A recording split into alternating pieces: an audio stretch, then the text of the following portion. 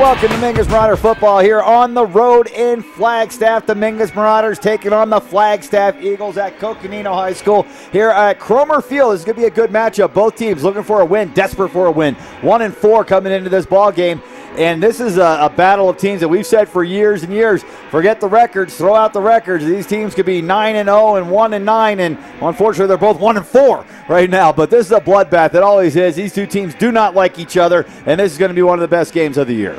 Well, both teams coming in 1-4. Mingus ranked 34th in Division III. The Flagstaff Eagles ranked 36th in Division III. So should be a relatively equal match. We don't have a lot of stats on Flagstaff. They won their first game against Central. I know. Won their first game of the season 21-18 over Central, and then they played some really stiff competition. So did the Mingus Marauders, and really had the same outcome.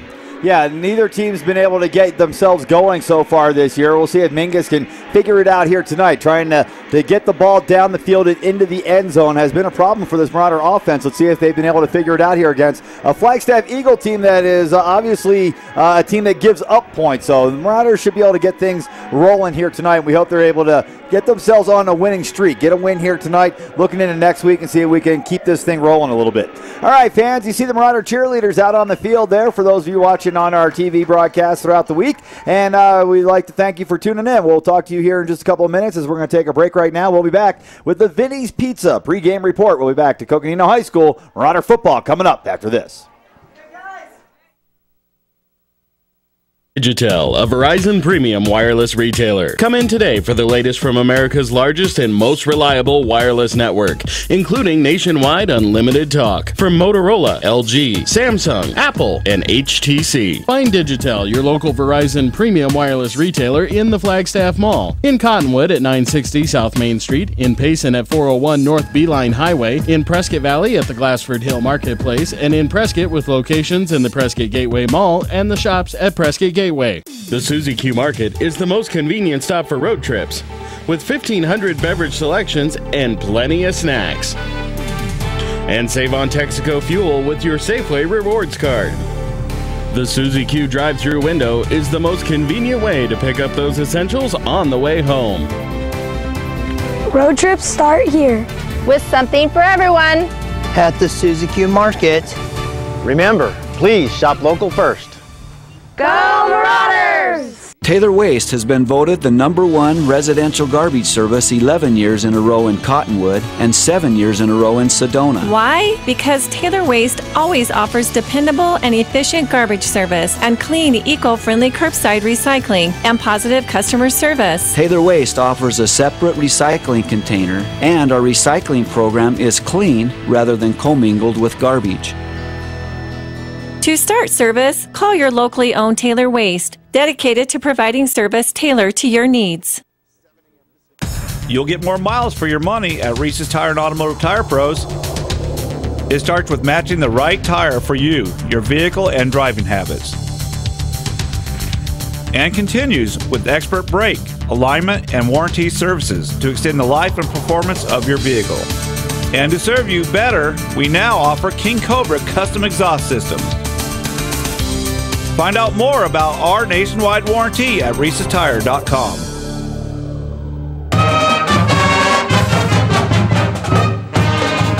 Welcome to the Vinny's Pizza pregame report.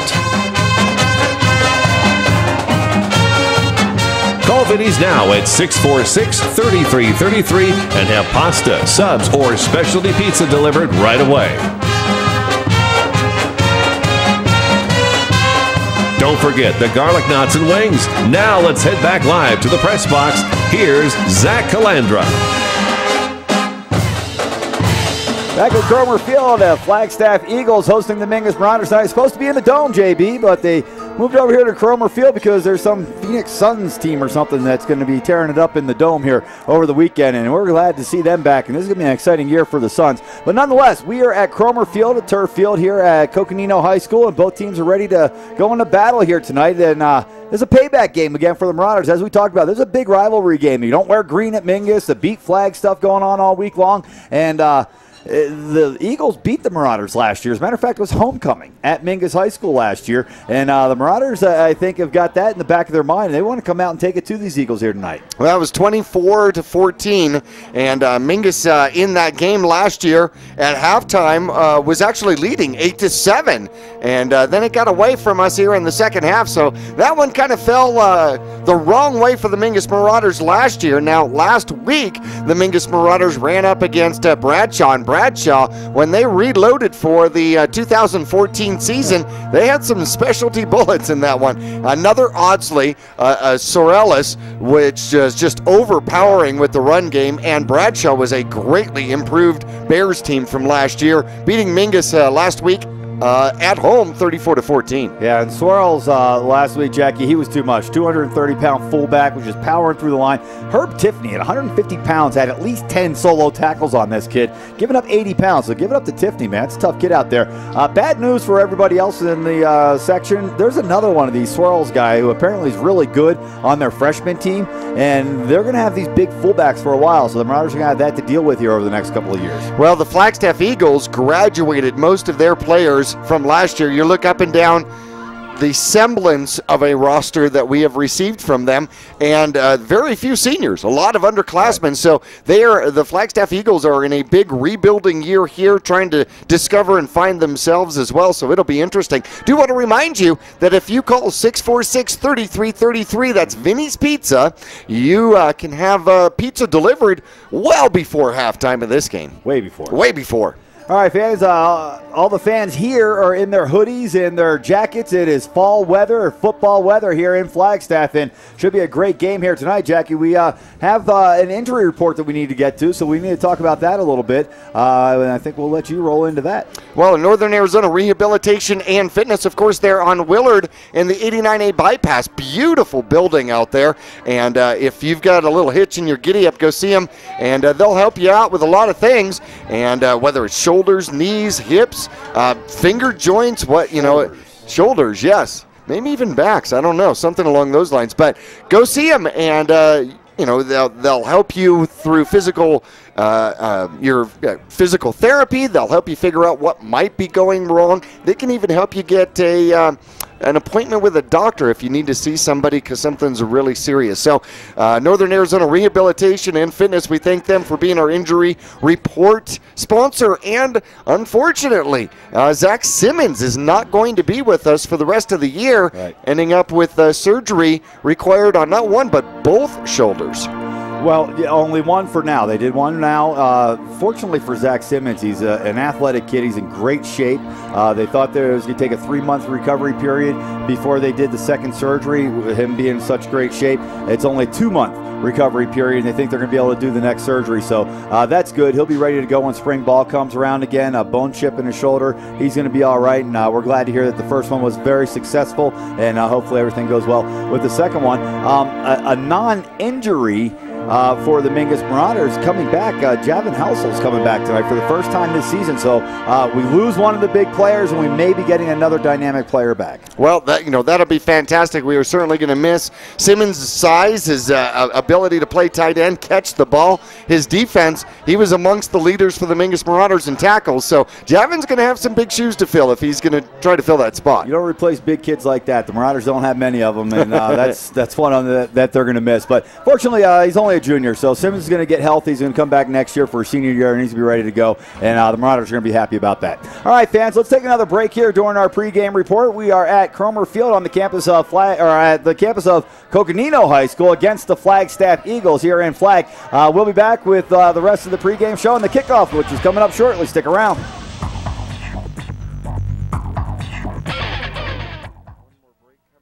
Mingus football and Vinny's Pizza go together like cheese and pepperoni.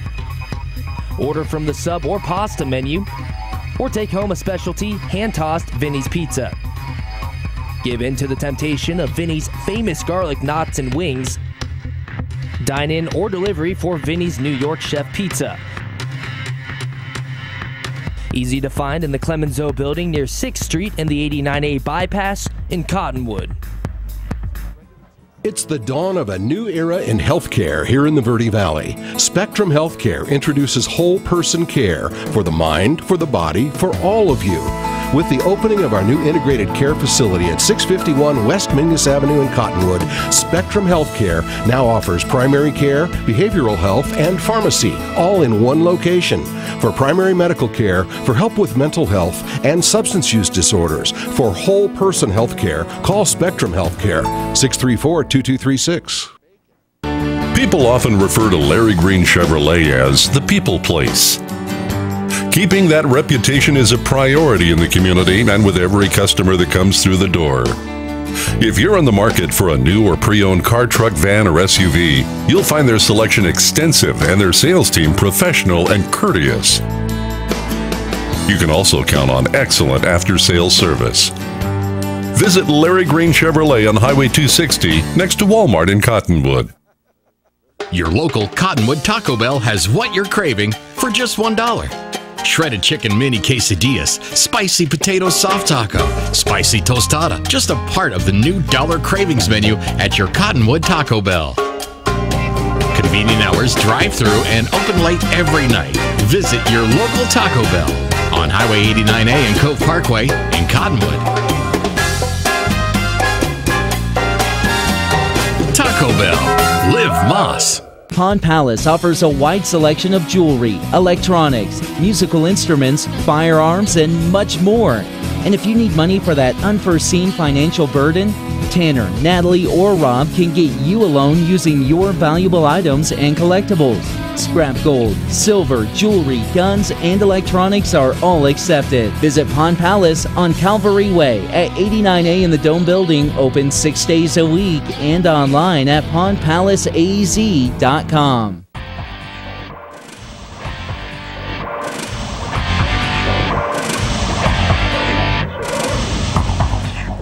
Back at Flagstaff High School, and Jackie, I just want to add another player to our injury report that we forgot. We're talking about big kids. We're losing another big kid. The Northern Arizona Rehab and Fitness Injury Report. Cordell McKeever is still out. He's in street clothes over here. The Marauders starting center on the season. So another big kid. We don't have many of them. There's at least two of them, McKeever and Simmons, that will not be participating here tonight. Well, Andre May has been called on to take over those center duties and has done well. We'll look for more positive things from that young man as well. Got to ask you, speaking of Vinny's Pizza, what's your favorite pie? Well, ordinarily I like to go with just the regular extra cheese, but if I'm going to Vinny's, I like to hit that buffalo chicken pizza. That's a good one. I like the Hawaiian. Hawaiian. It has Canadian bacon, you know. Right. That's Canadian not ham. Swine. No, that's not ham. It's not ham? No, it's imported. Like no, it's not. It's Canadian bacon. It's imported from Canada? Yes. Canadian pigs, they taste different. Just colder. Good with ham. Good with pineapple. Good with pineapple. There you go. Lots of football action coming up, and the Lobos 6-0. However, coming up against Joy Christian, I don't know if that game is going to happen. All right, fans, let's take a quick break right here. We'll get a word from our sponsors. We'll be back to Coconino High School after this.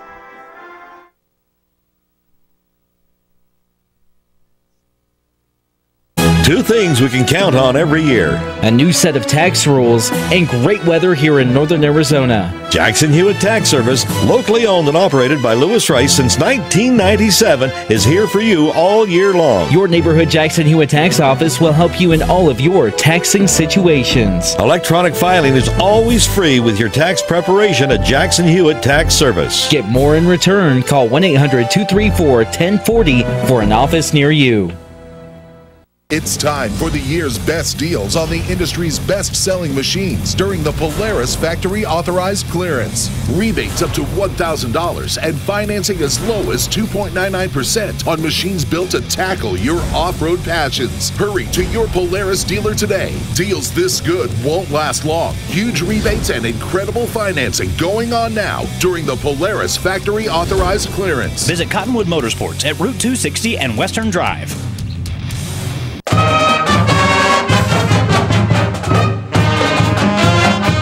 This has been the Vinny's New York Chef Pizza pregame report.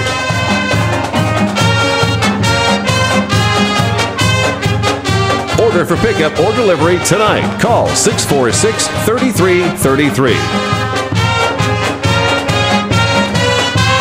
We'll return for kickoff right after this.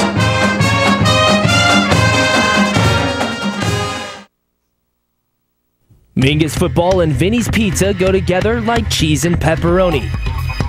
Order from the sub or pasta menu, or take home a specialty hand-tossed Vinny's Pizza.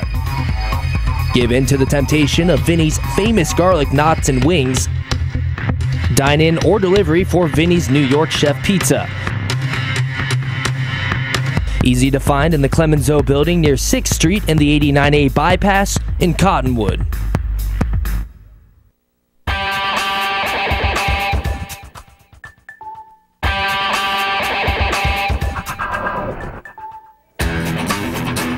Back in Flagstaff, along with Jackie Bessler, Zach Colangelo, along with you for Mingus Marauder football on a Friday night. 22 years or so of this JB Friday nights, Mingus Marauder football here at Yavapai Broadcasting. Glad to have you along. And we've raised a whole culture, JB, and even more. We've raised a whole generation or two and going on our third generation of youngsters growing up listening to Marauder football on Fridays. Well, speaking of going forward and getting older, may I wish you a happy birthday, and with all of our radio audience out there. Thank you. Happy birthday. It falls on a Mingus Marauder Friday night. I assume what you want for your birthday is a Mingus win. I'll take a victory. It would be great with me. One big V. I'll take it. Well, Mingus on the season so far, passing the ball 282 yards, 2 touchdowns, and 2 interceptions on the season rushing. Mingus here tonight will probably go over the 1,000-yard mark for rushing, averaging 4.4 yards per carry. And 61 has been our long 8 rushing touchdowns for the Mingus Marauders this year. Well, the Marauders won the toss, and they have deferred to the second half, so Mingus will kick off to start the game. Trey Meyer, the kicker, kicks it away high and not very deep at the 10-yard line. And the Eagles, with some of the hardest uniforms and numbers to read. They've got green uniforms with white and green camouflage numbers. They camouflage their numbers, JB. Right. They don't want you to know who they are. Yeah, that definitely not good for television or radio. Now, I do want to apologize to our viewers here. If you're watching Channel 2, there are polls here. There are polls at Coconino High School covering the bandstand area. It's like being at Old Cleveland Municipal Stadium. There you go. First down and 10. Here come the Eagles with the ball. And if we could see the number, we let you know who the quarterback is. Looks like it's number 12. We'll have to wait and see. Here's a snap, and they hand off. Fans, I got to tell you right off the bat, Flagstaff has not given us anything as far as numbers or anything. We've had to pretty much do it ourselves. But it looks like 15 is our quarterback, and that is Christian Singleton. Singleton is a sophomore, 6'2", 185-pound player. So they've camouflaged their numbers. They don't want you to know who they are, and we got a roster that has about 12 people on it, and the rest of them aren't listed with any numbers. So we'll let you know when we know. The run was for 3 yards and not much more than that. They're going to look to try the middle of the Marauder defense again, and back to the line of scrimmage and not much more after that. And I think they'll give them progress to the 30-yard line, which now brings up 3rd down and 6 for the Flagstaff Eagles. They need to get across the 36 to about the 36.5-yard line for a first. Josh Skelfin there, and on the tackle for the Mingus Marauders. That's a big kid, man. We were talking about we don't have many big kids, and I guess that's what happens when you lose a couple is you have to go down into the lower ranks, and you find big Josh Scalf, a sophomore, 6'4", 190. I bet he's a little heavier than that. 3rd down and long now.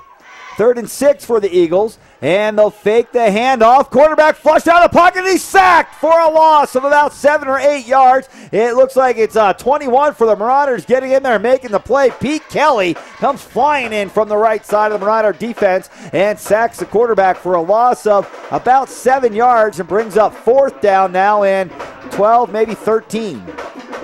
Well, great job by Kelly. We know that when he goes forward and gets the call to blitz, man, he just finds his way into that backfield through just about anything. Yeah, he got in there quick.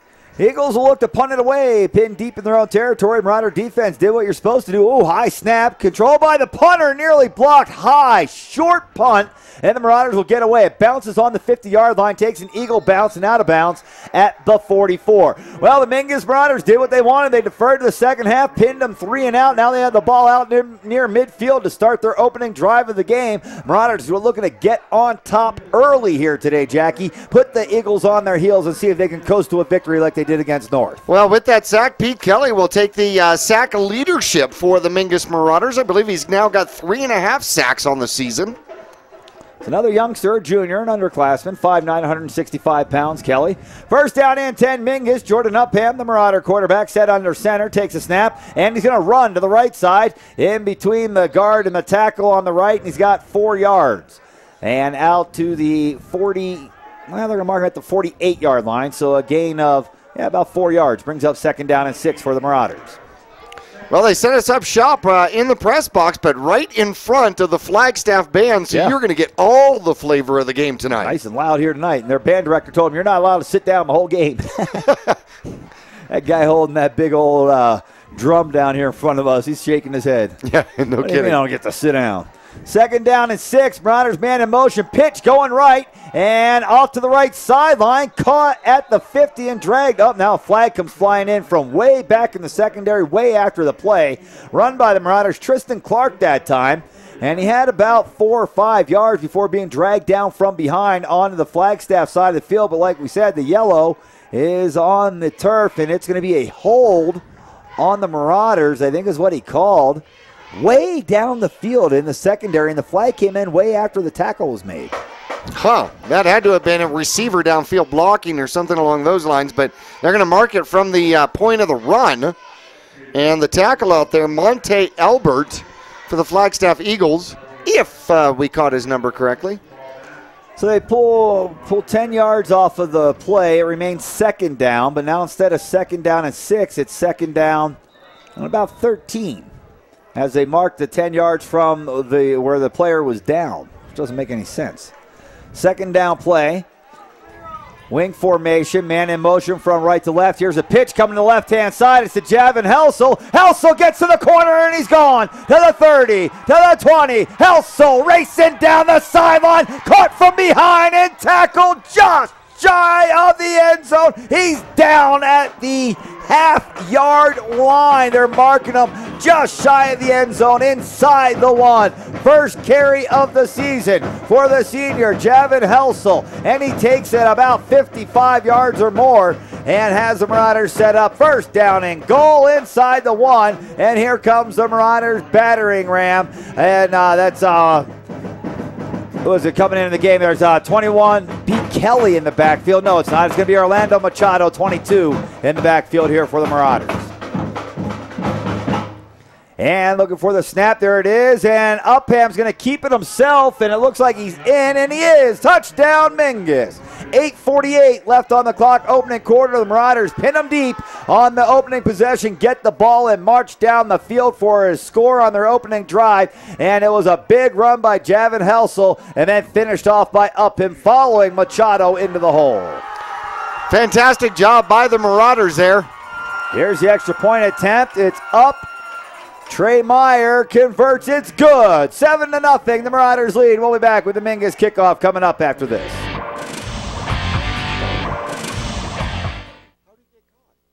At Gettle's High Desert Mechanical, rather than do lots of things, we focus on doing one thing right. We serve climate-challenged people. Gettle's starts with a free system evaluation to identify the best AC and heating equipment for your home or business. Professional installation, warranties, and service after the sale. If you're climate challenged, then we're the right choice. Gettle's High Desert Mechanical, the name to trust.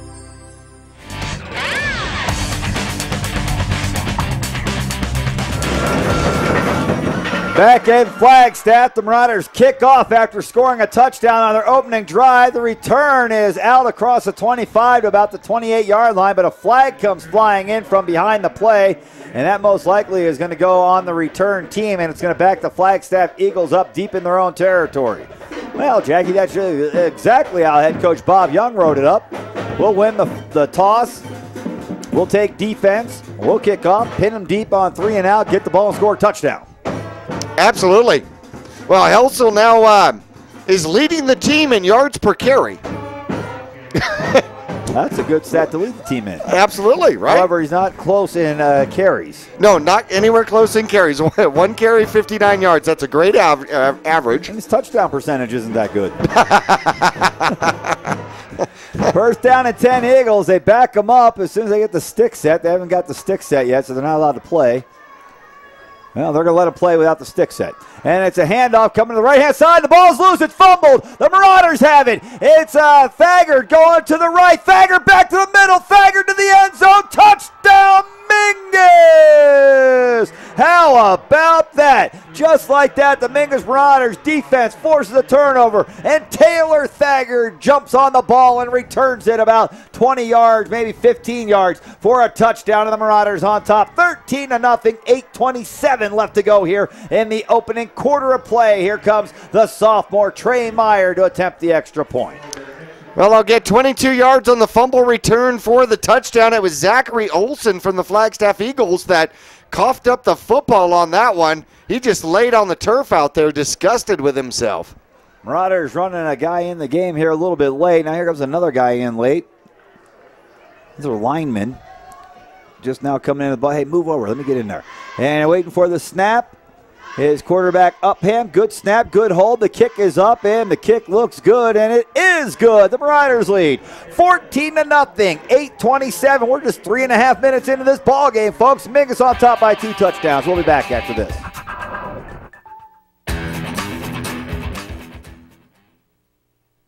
People often refer to Larry Green Chevrolet as the people place. Keeping that reputation is a priority in the community and with every customer that comes through the door.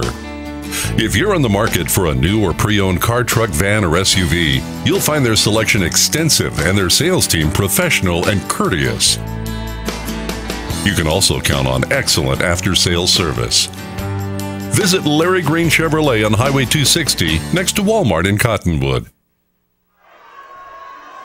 Back in Flagstaff, the Eagles on the return again. This is their third kickoff return in the opening 3.5 minutes of the game. The Marauders on top, 14-0. No flags on this one. The Eagles will start first down and 10 from their own 22. Well, Flagstaff's offense has not looked very good, Jackie. They've had 4 plays, a punt, and a fumble. Well, yeah, they have. Flagstaff has definitely struggled this year. Let me put it that way. They have, in fact, when they played Verado a little bit earlier this year, they gave up almost 60 points and 9 sacks in that game. So they're still trying to put it together, Zach. Double wing formation, man on the left goes into motion, and they're going to run the option coming to the right-hand side. The Marauders left of the defense, and Mingus swarms the ball. 6-7 hats on the ball. A gain of about 5 yards maybe. Let's see where they mark the stick. It looks like they're going to mark him out around the 27. So that's a gain of 4. Second down and 6. And that was a lot of running to the sideline to get met by a bunch of guys in white shirts and only get 4 yards. Yeah, however, Olsen's just glad that he didn't run through the middle and lose the ball. Yeah, he still had the ball, so right. that's positive. Yep. That's a good sign. We're getting better. It's the little things. Now we got a whistle and a timeout. 7:49 left to go in the opening quarter of play. It's 14-0. Mingus with the lead. Flagstaff Eagles call timeout on 2nd and 6 from their own 27. We'll be back to Cromer Field at Coconino High School. The Marauders and Flagstaff Eagles coming up after this.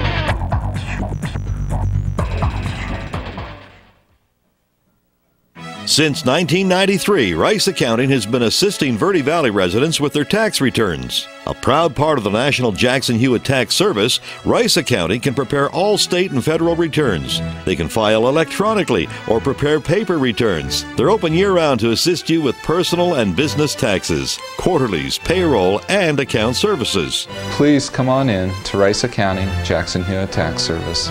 We're open year-round for all of your taxing needs. Thank you.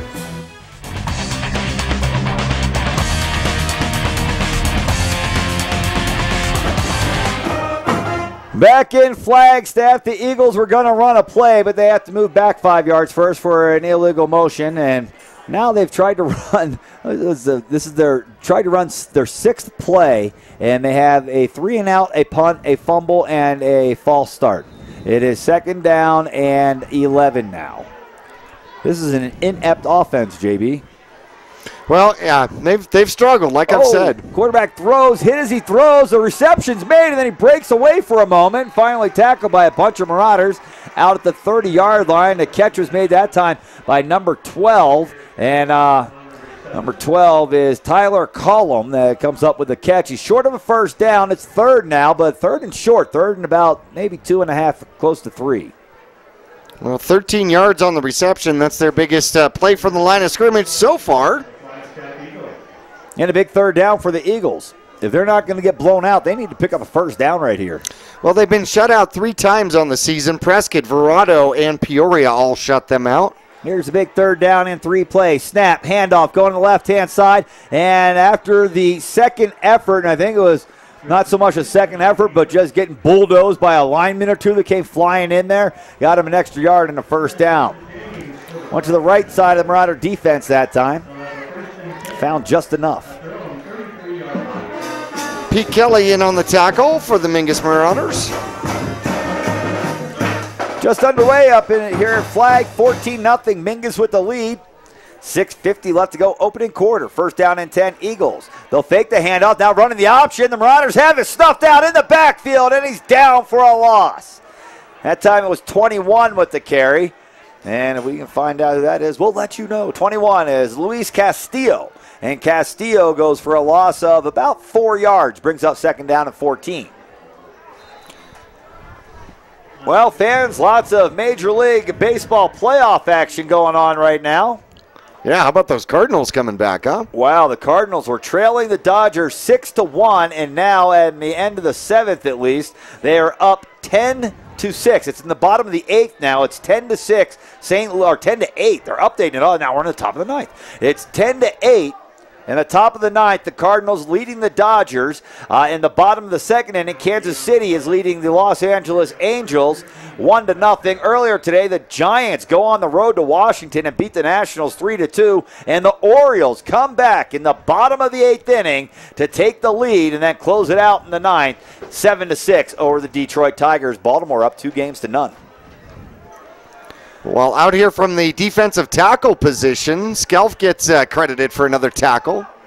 Third down and 14 rather. And the quarterback drops back to throw. Oh, he gets smashed from the blind side, loses the ball. They're going to say he's down. Progress stopped. The Marauders, Thagard picks up the fumble, runs into the end zone. Would have been his second. The quarterback dropped back to throw, saw the pressure from Tiffany coming from his front side, went to turn around to try to run from it, and got hammered from behind. And then Tiffany sandwiched him from the front, and he choked up the ball. The referee saying his progress was stopped, and the Eagles will live to punt it away. Man, the Marauders are getting huge pressure in the backfield early. Well, it wasn't that his progress was stopped. I think his lungs were stopped. Oh, they almost blocked the punt again. Here's another mile-high punt that's going to go about 20 yards, and then the ball is tapped, and it is out of bounds, and will be first down and 10 Mingus at the 40-yard line, it looks like. Well, Thagard and Tiffany will get credit for that sack. Second sack here, still in the first quarter. 4:42 left to go here in the opening quarter play. First down and 10. Mingus will give it to Helsel, going right. Helsel breaks a tackle, and then he's caught from behind and tackled at the 34-yard line. A gain of 6 on the play, and his average just went down, JB. Tremendously. Man, we're going to have to talk about this. Helsel and Machado in the Marauder backfield now, along with Clark, who's playing a wing position. Over on the right side, they've got, they got 14. This says that's Anthony Lopez on one side and Austin Fredette on the other. Here's a snap and a delayed draw going to Helsel, and it looked like Upham may have tripped over Helsel as he's trying to hand him the ball, and Helsel goes down for a loss on that one. He'll lose 2 yards, and it brings up third down and about 7 here for Mingus. Well, Flagstaff, 10 men in the box, actually only 9 because they had 2 men playing corners. But other than that, everybody up at the line of scrimmage. Yeah, the next time Upham has that opportunity, if you could get a tight end out there just for a dump, that could go all the way. 3rd and 7, Helsel in motion. They're going to pitch to him going right. Helsel will break the initial tackle and then be tackled at the 32-yard line. So he broke the initial contact and was able to fall forward for about 2 or 3 more yards. A good gain on the carry. Not quite enough for a first, however, and it will be 4th down, and it looks like about 3 for Mingus. And they're going to go for it at their opponent's 32-yard line. Big 4th down play here early for Mingus, leading 14-0. Helsel in motion again from left to right. This time it's up the middle, and Machado on the loose. Machado, 3, 2, 1, touchdown Mingus! But a flag is on the field. The referee is saying bring it back, holding Marauders. So it went from 4th and 3 to a touchdown for Machado from 32 yards out, and now it's coming back where it will be 4th and 13 for Mingus. Ouch. Simple 20-22 trap right up the middle. Machado blew it up. And once he got into the secondary, nobody was going to catch him from behind. Well, that'll back him up. Still 4th down. And it's about 13 here. The ball moved all the way back to the 42-yard line. And Herb Tiffany splits wide to the left. Herb Tiffany. Helsel at a wing on the right. Looks like Clark is on the wing on the left.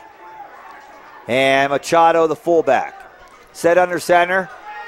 Tight end on the right. Handoff. No, fake the handoff. Now up and throws down the middle, and he's got it to Tiffany off his hands and incomplete at the 5. I kind of had a feeling there when Tiffany spread wide to the left that they were going to look to go downtown to Tiffany. They did. Hit him in the hands as he stretched out as far as he could to get to that ball, and it just was a little too far and incomplete. Game of inches, is it not? Tiffany, the leading receiver for the Mingus Marauders, 110 receiving yards on the season so far. Could have padded that one with another touchdown, another 42. Well, field's looking pretty short to the Eagles from here. They're halfway there. They start with the first down and 10 from their own 42-yard line. 2:40 left to go, opening quarter of play. The Marauders on top, 14-0 here early. Eagles at the line of scrimmage, ready to snap the ball, and they don't have a tight end. He comes rushing in from the sideline, old number 86. He's setting ready to go. Hey, you're on the wrong side. Get over on the left. There he goes, over to the left. Come on, McFly. Here's a snap, a handoff, crushed in the backfield. Flags come flying from everywhere as Pete Kelly just annihilated this kid trying to run the ball there. It looks like it's number 45. 42. And, 42. Okay, so when we figure out who 42 is here on this roster, we'll let you know. Zach Olson. Oh, Zachary Olson. Good name. And the flag's going to go against the Eagles for, I think they're calling an illegal formation. And the Marauders decline it. Yep. They'll say, yeah, we'll take the 5-yard loss, and it will be second down instead of second and 15 instead of first and 15. Mr. Official, please. Pete Kelly basically came right in where the new tackle was supposed to be. If he threw the flag and it's an illegal motion or an illegal formation, then how do they get to decline it? Something happened before the play even started. Here's a snap and a throw to the right. And the tackle is made by the Marauders immediately. However, a gain on the play, a small gain on the play, number 12, Tyler Cullum. And the ball's out to the 45-yard line where it's now 3rd down and a long 8, it looks like. His second reception so far, though. Long 7. A short 8, a long 7. Either way, it's 3rd down and long. The Marauder defense still hasn't let him cross midfield. That's good. 1:50 left to go here in this opening quarter. Mingus leads 14-0. That's good. It's 4 weeks from Halloween. That's good. 3rd down and 7 play. Quarterback throw in, and oh boy, nobody but Marauders there for that one. Closest man to it was number 87, Ryan Nash, and wasn't able to get to it as it was thrown over his head as well. But 3rd down and long now becomes 4th down and 8 for the Eagles, and I would imagine they're probably going to try to punt this away and not give the Marauders the ball back at their own 45. Well, we've seen their punting game. It's definitely full of hang time. Yeah. A lot of height on that. Well, I'm not sure if that's what is intended or that's because of the Mingus Marauder blitz and he is just trying to get the ball up and away. Get rid of it. Ben Anderson, the punter. Oh, and the snap's over his head and he's running for it. And now it's loose and now he's clobbered. It's Pete Kelly again. Imagine that. Pete Kelly ran him down and smashed him for having the ball snapped over his head and trying to get on it. And the Marauders have it back at, where are they at? About the 15-yard line. Looks like they're going to give them the ball. 1st and 10 from the 15. Well, you know, if you were rushing to block that kick and you see it go over the head and he touched it, all of a sudden the thing that goes through your head is, I can hit the kicker, right? Yeah. And he did. For sure. That's a great feeling. I can smash that guy, and I don't get in trouble. 1st down and 10, Mingus. Trips on the right. And what do we have? An illegal motion for Mingus. Illegal motion on Mingus. Who moved? I don't know. They hadn't even set yet. Huh. Interesting. He's pointing to Austin Fredette. I wonder if he lined up wrong. Austin, I'll just point right back at him. Well, he's supposed to. He's pointing at him now. Pointing at him now. Am I on the line? Call that on me. Trips on the right for the Marauders. Man in motion is Clark going left to right. And a pitch to Clark going to the right behind a block from Helsel. Well, Helsel missed the block. And Clark gets tackled after a gain of about 10 yards. By the time they got to him, we have an Eagle hurt on the field. It'll be second down and medium here for the Marauders. And let's take a timeout because this young man is rolling around on his back and we may be a minute or so here. So 1:23 left to go in the opening quarter, 14-0. The Marauders with the lead. Second down and about 7, it looks like, over there on the sideline. We'll be back to Coconino High School for more Marauder football coming up after this.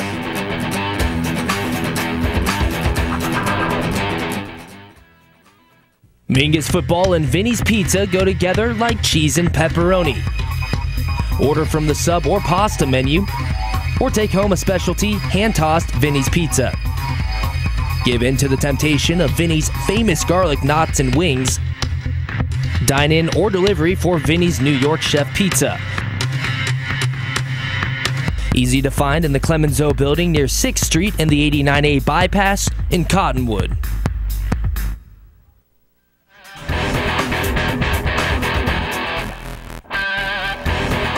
Back in Flagstaff, second down and 7 play. The Marauders pitch to the left to Helsel. There's the defense waiting for him, and he's going to be gang tackled by about 9 green shirts.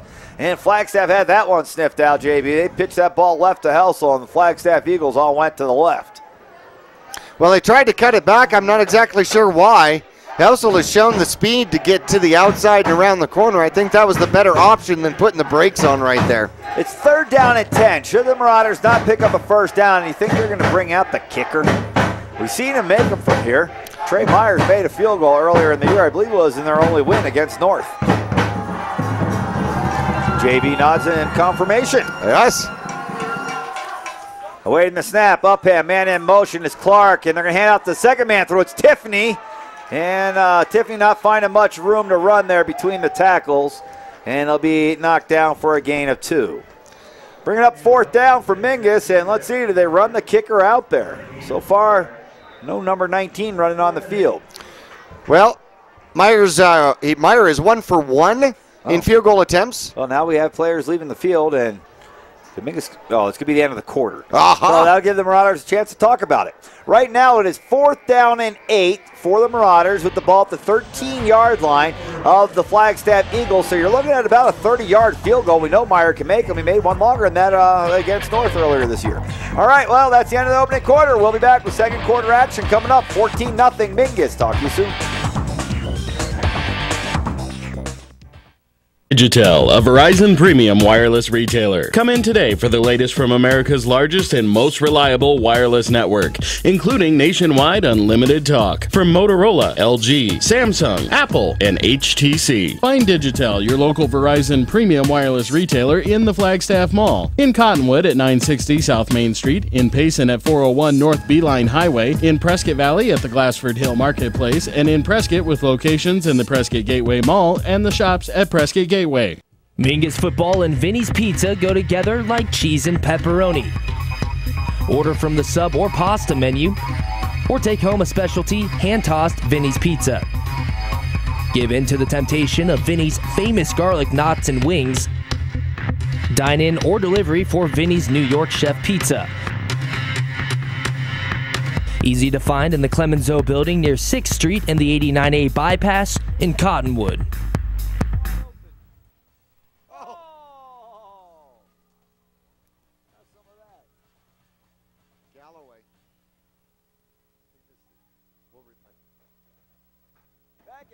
Flagstaff High School, the Mingus Marauders come out to kick a 30-yard field goal with Trey Meyer.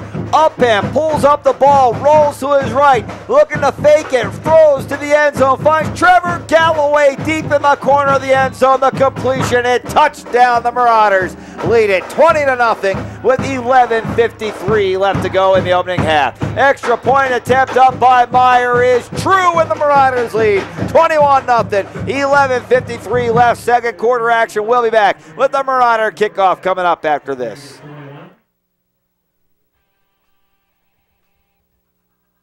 Taylor Waste has been voted the #1 residential garbage service 11 years in a row in Cottonwood and 7 years in a row in Sedona. Why? Because Taylor Waste always offers dependable and efficient garbage service and clean, eco-friendly curbside recycling and positive customer service. Taylor Waste offers a separate recycling container, and our recycling program is clean rather than commingled with garbage. To start service, call your locally owned Taylor Waste, dedicated to providing service tailored to your needs. Back in Flagstaff, the Marauders on top by 3 scores, 21-0 as they kick off again. Here come the Eagles with the return. Mingus meets him at the 25. And that's about the end of the progress. They're going to get him across the 25. It looks like the 26-yard line to where the umpire stops. And he will mark the ball at the 27. Well, he's out of his mind because he just barely got across the 25. And they mark him at the 27. I guess every yard helps when you're down 21-0. Well, Upham to Galloway. And by the way, Galloway was double covered on that fake field goal attempt. And Upham could not have placed the ball more perfectly. Good throw. I mean, it literally just it floated down into Galloway's hands. He had Tiffany open underneath, too. He did. It went over the top of him. Yep. First down and 10. Eagles fake the handoff. Now the quarterback's going to look to run it, and he is just being held up and pot shots taken at him. A couple yards behind the line of scrimmage, a loss of 2. It'll be second down and 12. Well, that's one, I think, where he wanted to hand it off. We're still learning. Yeah, you don't fake that one and then get hit. Well, so far, Singleton, the quarterback for the Flagstaff Eagles, has been sacked twice. He's only a sophomore. And has run the ball, or at least held on to the ball for a negative carry of 2 yards. So he's got a negative 20 yards. What happened to Flagstaff football? It's deteriorated over the years. Well, pay to play probably, huh? Might have something to do about it. Could be.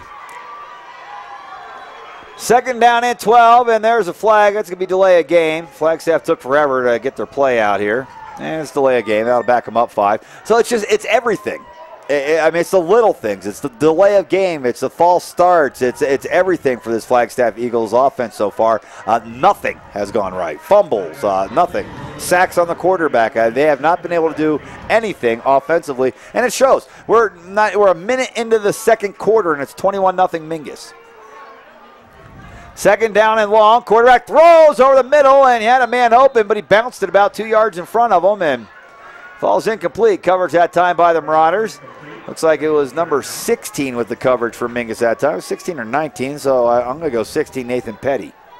Yep, that's who it was. Well, you were talking about Flagstaff struggling so far this year. Oh, I almost forgot to throw in there. No.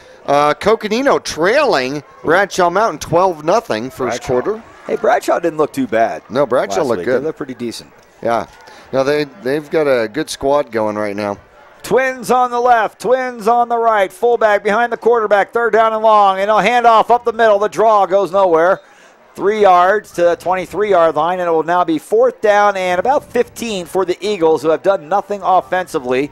And they bring out their punter once again, and old Ben Anderson's going to get another workout. Well, so far they've got 16 offensive plays here with 10 and a half minutes left to go in the second quarter. They've got 6 yards from the line of scrimmage. That's it, but 20 penalty yards to go along with it. Hey, good snap on the punt this time, and hey, a high one that has a little distance. Backing Herb Tiffany up, and he'll just get away from it, and the ball will take a Flagstaff Eagle roll inside the 35. Man, it's still going. To about the 33-yard line.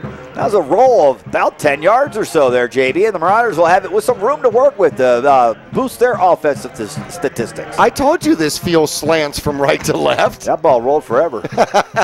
Well, you know, we were talking about the Flagstaff Eagles having some woes going this year, and, you know, they've definitely had their woes happening during the course of this season. No doubt about it, but I was going to kind of highlight some of them. Central, they were able to score 21 points but only muster 198 yards of offense. They've been shut out 3 times here. Verado sacked them 9 times this season. Against Prescott, last 2 weeks ago, they lost 54-0, gave up 500 yards of offense. First down and 10, Mingus. Helsel in motion from right to left. Handoff is up the middle to Machado. and he's not going any. Oh, no. Machado got hammered. He wasn't going anywhere, but Upham kept the ball, and he went for about 5 yards to the left-hand side out to around the 39-yard line. That was a good fake. Oh, that was a great fake. It faked everybody out. They all tackled Machado. 2nd down and 5 now for the Marauders. Twins on the left. And one back on the right side.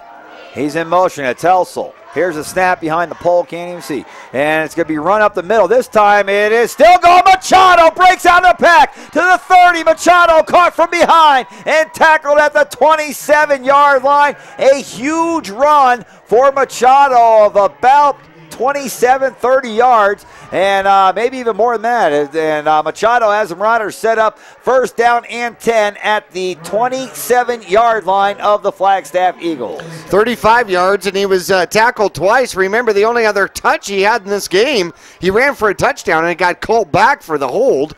Yeah, so looks like he's able to pick up big chunks. Well, yeah, 35 yards, and I'm thinking Machado's thinking, I'm only going to get X amount of touches in this game. I'm going to make him count. Big yards, big yards.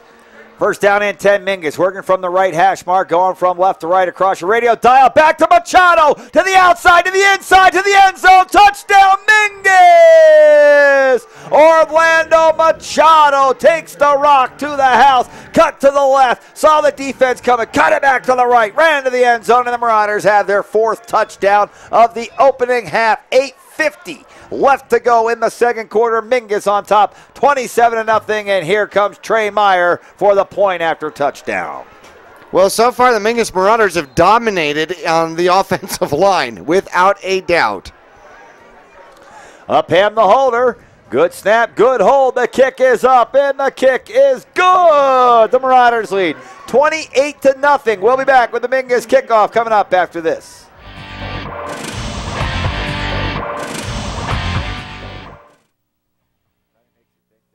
Your local Cottonwood Taco Bell has what you're craving for just $1. Shredded chicken mini quesadillas, spicy potato soft taco, spicy tostada, just a part of the new Dollar Cravings menu at your Cottonwood Taco Bell. Convenient hours, drive-thru, and open late every night. Visit your local Taco Bell on Highway 89A and Cove Parkway in Cottonwood. Taco Bell. Live Moss. Back in Flagstaff, the Marauders kicking off once again. This one returned from the 10 to the left sideline, down the sideline, across the 30, and tackled at the 35. Now, good field position here. Got a final from L.A. The Cardinals hold on and beat the Dodgers in the first game of their series 10-9. And in Anaheim, just down the highway there from Dodger Stadium, at Angel Stadium, the Kansas City Royals lead 1-0 in the top of the 4th. So don't worry about that one. It's only the 4th inning, JB. They still got about 8 more to go. Royals like playing these extra inning games here in the playoffs. They haven't been there 29 years, so they're making the most of it. Yeah, you got to make it last, right? Yeah, right. I totally get that. As much as you can. Eagles looking to run a reverse here, and it didn't work too good. I guess it wasn't reverse. They just gave it to the second man through, coming from the right side, and he's tackled at the line of scrimmage for no gain. Brings up 2nd down and 10. Pfeiffer in on the tackle, and that is a young man that we're going to expect a lot of good things from as he continues to mature in the Mingus Marauder football system. By the way, we got 2 backs out here with 63 yards rushing. Ooh. Helsel has done it on 5 carries, and Machado, not to be outdone, has done it on 2. Right. He said yards per average. I heard the old Bessel up there talking about average per carry. Watch this. 2nd down and 10. Here's a pitch coming to the left-hand side. The Marauder defense. Okay, who's not in there? Number 4 is not in there, and number 87 is not in there. Oh, who's that guy? One more. 18. Those 3 guys did not help out on the tackle, JB, up downs. Right. Well, Prouty was management. Right. Yeah, right. Well, one guy that's standing about 30 yards from the line of scrimmage, he might be excused. Silly safety. Yeah, what are you doing back there? Right. They're running. Well, the run is for nothing. Back to the line of scrimmage. And it brings up 3rd down and 10. So that's 2 carries for no yards, and it's 3rd and 10. The sophomore quarterback sets up, looks and says, oh, they're coming with the blitz. Takes the snap, drops back 3 steps, under pressure, fires to the right side, catch is made, and then he breaks a tackle, but the rest of the Marauders are there to bring him down. Short of a first down across the 40. They're going to give him progress to the 41-yard line. And it looks like there is a flag on the field, and I wonder if that has to do with a face mask on the tackle that time by the Marauders. If it does, then that will give Flagstaff their first down of the game. Trailing 28-0. Looked like number 4 or 7. Was it 4 or 7 on the catch? Was it Harris? Yeah, Harris, number 7. He's coming back in right now. Coach said throw it to me again. Yeah, Coach said that one worked good. Do that again. Personal foul face mask will not only give the Eagles their first down of the game, but they'll be on the Marauder side of the field for the first time tonight. At the Mingus 44-yard line, 7 minutes left to go in the second quarter. It's 28-0 Mingus. Eagles have just crossed midfield for the first time on a penalty. And the first down play, quarterback 3-step drop, looking left, firing deep down the left-hand side, and it is intercepted. The Marauders coming down the sideline. It looks like it's Trey Meyer with it. Meyer streaking down the right sideline and finally knocked out of bounds across midfield. Flag on the play on the return. The Marauders will keep the ball. Trey Meyer, the sophomore, with the INT for Mingus. Flag right at midfield. Now they're backing the flag up to the Marauder side at about the 47-yard line. Mingus is going to have the ball, but they'll be backed up. The return won't have them across midfield. Great play, though, by the defense. Well, Meyer had great speed to catch that one, catch up back to that one. He was actually playing the safety coming up underneath and cut that ball off. Had the ball been launched deep enough, his receiver would have had a shot at it, but Meyer did a great job of turning his back and turning his head back to the quarterback, finding the ball, got up in the air, tipped it to himself, and then a great return. He'll still get credit for 23 yards on that return. And the referee's changing the ball out. Here's a hold on Mingus. And they're going to mark it off from the 43-yard line, I believe. Where are they marking it from? Where are they putting it? Put that ball down. It's going to be at the 37. First down and 10, Mingus from their own 37-yard line. 6:34 left to go in the second quarter. 28-0. The Marauders with the lead over their big arch rival, the Flagstaff Eagles. Well, Mingus has 2 takeaways here so far. Flagstaff has coughed the ball up once and now thrown the pick. Upham takes a snap, throws to the left-hand side, has a man out in the flat, catches it and falls down. Whoops. Well, Tristan Clark. Marauders trying to mix it up a little bit here, JB. Throwing the ball to a back out of the backfield that time on the screen pass to the left. He caught it. Couldn't keep his footing. Fell down. Cost us a couple yards. Cost us quite a few yards. Matter of fact, about 5. As the ball is back to the 32-yard line. Second down and 15 for the Marauders. Twins on the right. Tight end working the left. Fullback behind quarterback Upham. Man in the slot.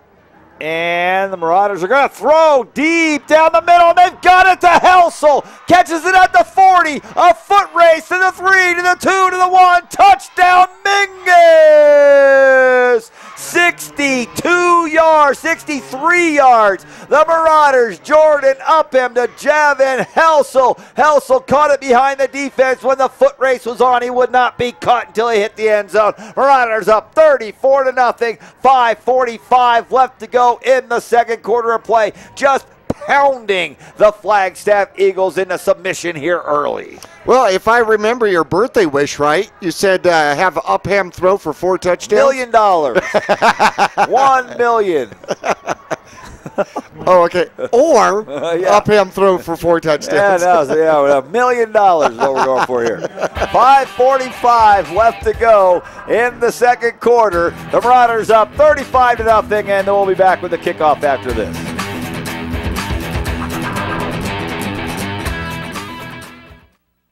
You'll get more miles for your money at Reese's Tire and Automotive Tire Pros. It starts with matching the right tire for you, your vehicle, and driving habits. And continues with expert brake, alignment, and warranty services to extend the life and performance of your vehicle. And to serve you better, we now offer King Cobra custom exhaust systems. Find out more about our nationwide warranty at ReeseTire.com. Marauders kickoff being returned by the Flagstaff Eagles, and a decent return out across the 30-yard line, about the 32. Got some score updates for you. As we mentioned, the Cardinals came back and beat the Dodgers 10-9. The Giants win over the Nationals in the first game of their series 3-2. So the road teams getting the victories today in the National League. The Orioles looked like they were going to lose, then in the 8th inning came back with like 4 runs or 5 runs in the 8th inning and end up winning over the Tigers 7-6. The Kansas City Royals are leading on the road 1-0. College football, we've got number 18 BYU leading Utah State 7-0. Louisville over Syracuse earlier tonight 28-6.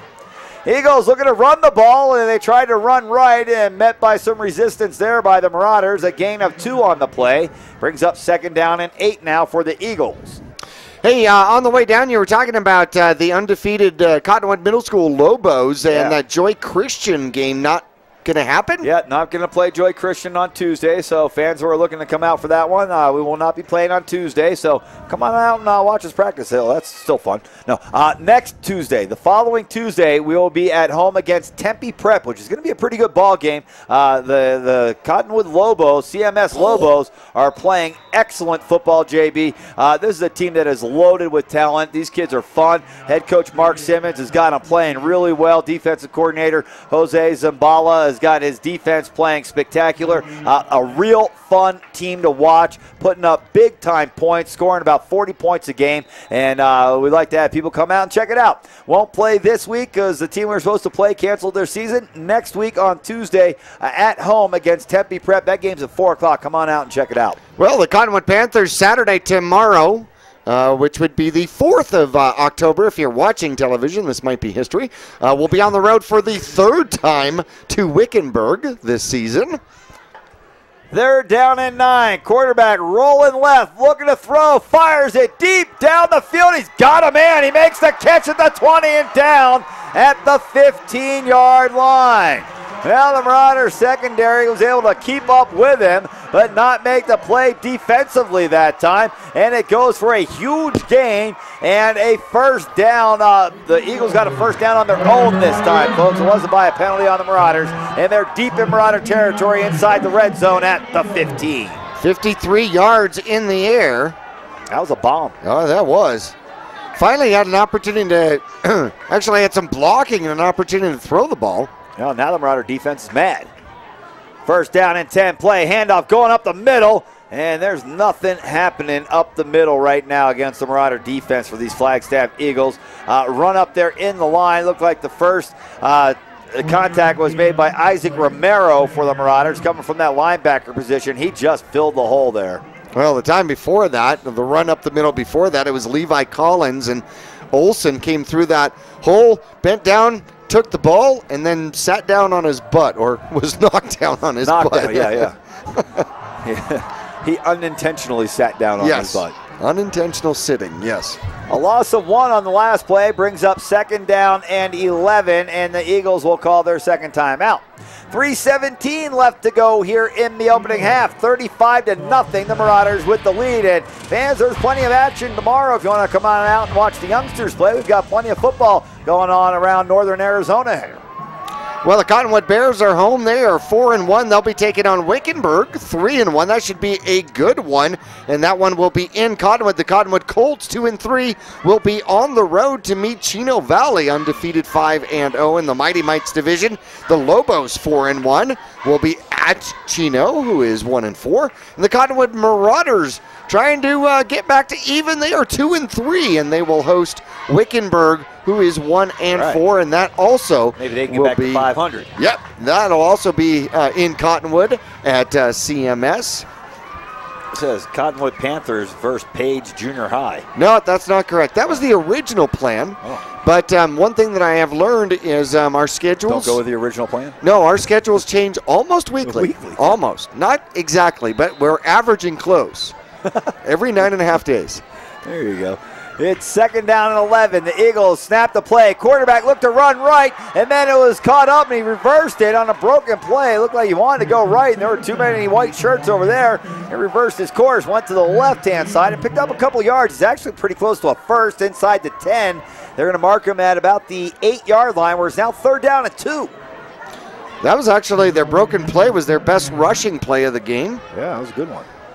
Pick up 9 after they had lost it, so 3rd and somewhat manageable.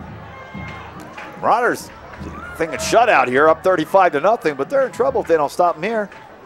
Well, the freshman squad lost to the Flagstaff Eagles freshman squad. Here's the snap. The quarterback's going to keep it himself. He's going to run all the way to the goal line, where he is going to be tackled shy of the goal line, apparently. The referees are right inside the 1 and down to like nose of the ball at the goal line, where it will be 1st down and goal for the Eagles inside the 1.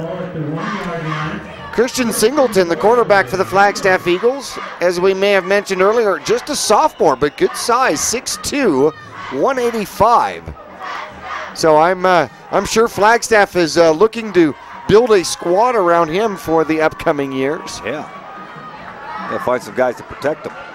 And the 1st down and goal play is going to be the quarterback keeper taking it into the end zone. No problem there. Singleton scores the first touchdown of the game for the Flagstaff Eagles, and they're fired up. 35-6 is the score with 2:12 left to go. Jackie, they're bringing out xylophones on the field. What? They're bringing xylophones out on the field, JB. Oh my gosh, I thought those were end tables. I think we might have a Funk Junkies breakout. Awaiting the extra point now, Eagles.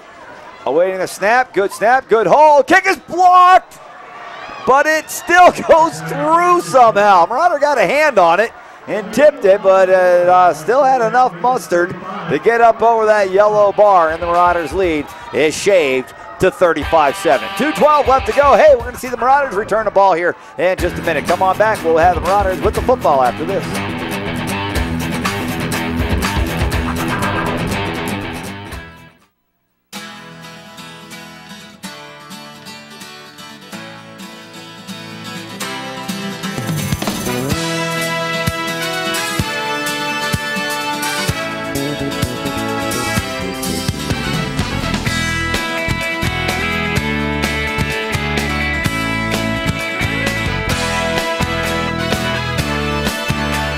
Our whole team is here to help you get the most out of each workout. Here at the Cottonwood Recreation Center.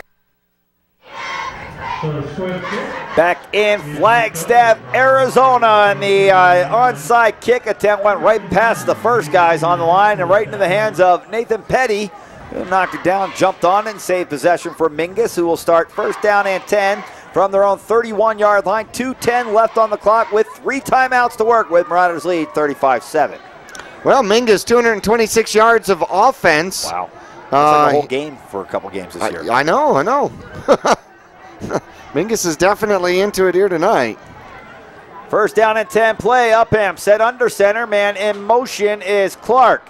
And Upham's going to throw down the middle. He's got a man, Helsel, and he dropped it. He was off to the races and would have scored a touchdown again. He dropped it at the Eagle 40. He was open again, JB. Had he caught it, it was a foot race, and when we saw how Helsel won the last one, I think we would have won this one too. Without a doubt, but Upham put the ball perfectly out there. I mean, there is absolutely nothing else that he could have done. That was a catchable ball. Upham now is 3 for 5, 79 yards and 2 touchdowns. Yeah, that would have helped the average on that one, huh? Oh, yeah. 2 touchdowns, huh? 2 touchdowns. Yeah. You wanted 4. Well, I'm looking for the $1 million there, JB. Not really worried about the touchdowns at this point. 2nd down and 10 play. Here's a snap, and up the middle to Machado. Machado, a battering ram through the defense, and a flag comes flying in back at the line of scrimmage. Probably a hold on Mingus. Machado had 10 yards on the carry, but holding against the Marauders will bring it back. Makes it 2nd down and 20. Oops. Well, Mingus has now got 47 penalty yards. Wow. 47 on 5 penalties. That's a big average. Yeah, it is a big average. Here's a good one, though. Mingus is averaging almost 14 yards per play here in the first half. That's excellent. They'll need it here. It's 2nd down and 20. The Marauders backed up near their own 20-yard line. Upham takes a snap. Fakes the pass, cuts back and runs it himself to the left, to the 30, outside, first down, near midfield, across midfield to the 40, still on his feet. The Eagles can't tackle him, so they push him down at the 20-yard line. Upham takes it 60 yards, and the Marauders set up 1st down and 10 at the Eagle 20-yard line. Well, that worked. Yeah. Upham's best run of the year, I believe, 60 yards. It is indeed. And they couldn't tackle him. They kept running up near him and couldn't tackle him, so they just pushed him down. 1:34 left to go in the half, 35-7. Mingus, 1st down and 10 at the Eagle 20. Timeout. Marauders want to talk it over. We'll be back after this.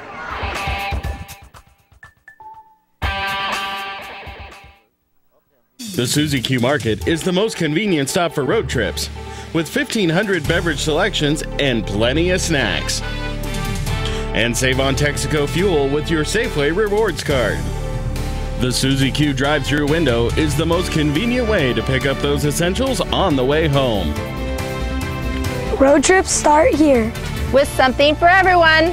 At the Suzy Q Market. Remember, please shop local first. Go Marauders! Back at Flagstaff. Actually, we're at Coconino against the Flagstaff Eagles. The Mingus Marauders and Eagles, a big rivalry matchup every season. And the Marauders on top in this one, 35-7 with 1:34 left to go in the opening half. Mingus driving, 1st and 10 at the Eagle 20. And a handoff going to Machado. Machado caught by the ankles by a little guy and couldn't shake him, and then finally got dragged down. And now the little guy got pushed when he got up. And he turned around. Hey, oh, wait, yeah, okay, you're a big dude. I'll just go back over here with my guys. Where's my defensive tackle? Yeah. Where are my big guys? I'm getting pushed around. Gain of 3 on the play. 2nd down and 7 now for the Marauders. They've got Helsel in motion. Faked the handoff up and went to hand it off. They went to pitch it. Nobody was there. So they tucked it to run. And he's got a couple more yards, actually. Ended up getting about 5. And the Marauders are going to call their 2nd timeout as time is running out. 61 seconds left in the half. And Mingus will call timeout to talk things over. We'll be back to Flagstaff after this.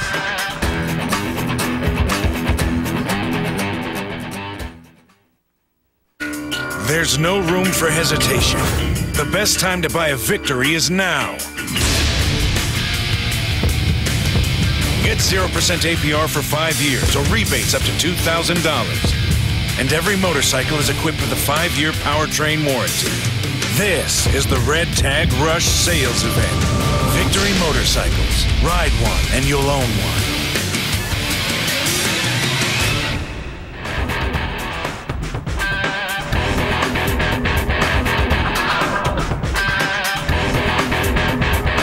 Back in Flagstaff, the Flagstaff Eagles, the arch rival of the mighty Mingus Marauders, and Mingus on top, 35-7. With 1:01 left to go in the opening half of play. Trips on the left, the Marauders, 3rd down and 3. And it's a pitch to the left to Clark. He's got a 1st down, breaking the tackle. Clark down around the 10-yard line. And he may have gotten out of bounds, or maybe they're just stopping the clock to move the sticks. I think that's what it is. They're just stopping the clock to move not the sticks, but just the down marker, because it's 1st and goal at around the 6. Well, we got quite a battle going on here. They start running the clock again.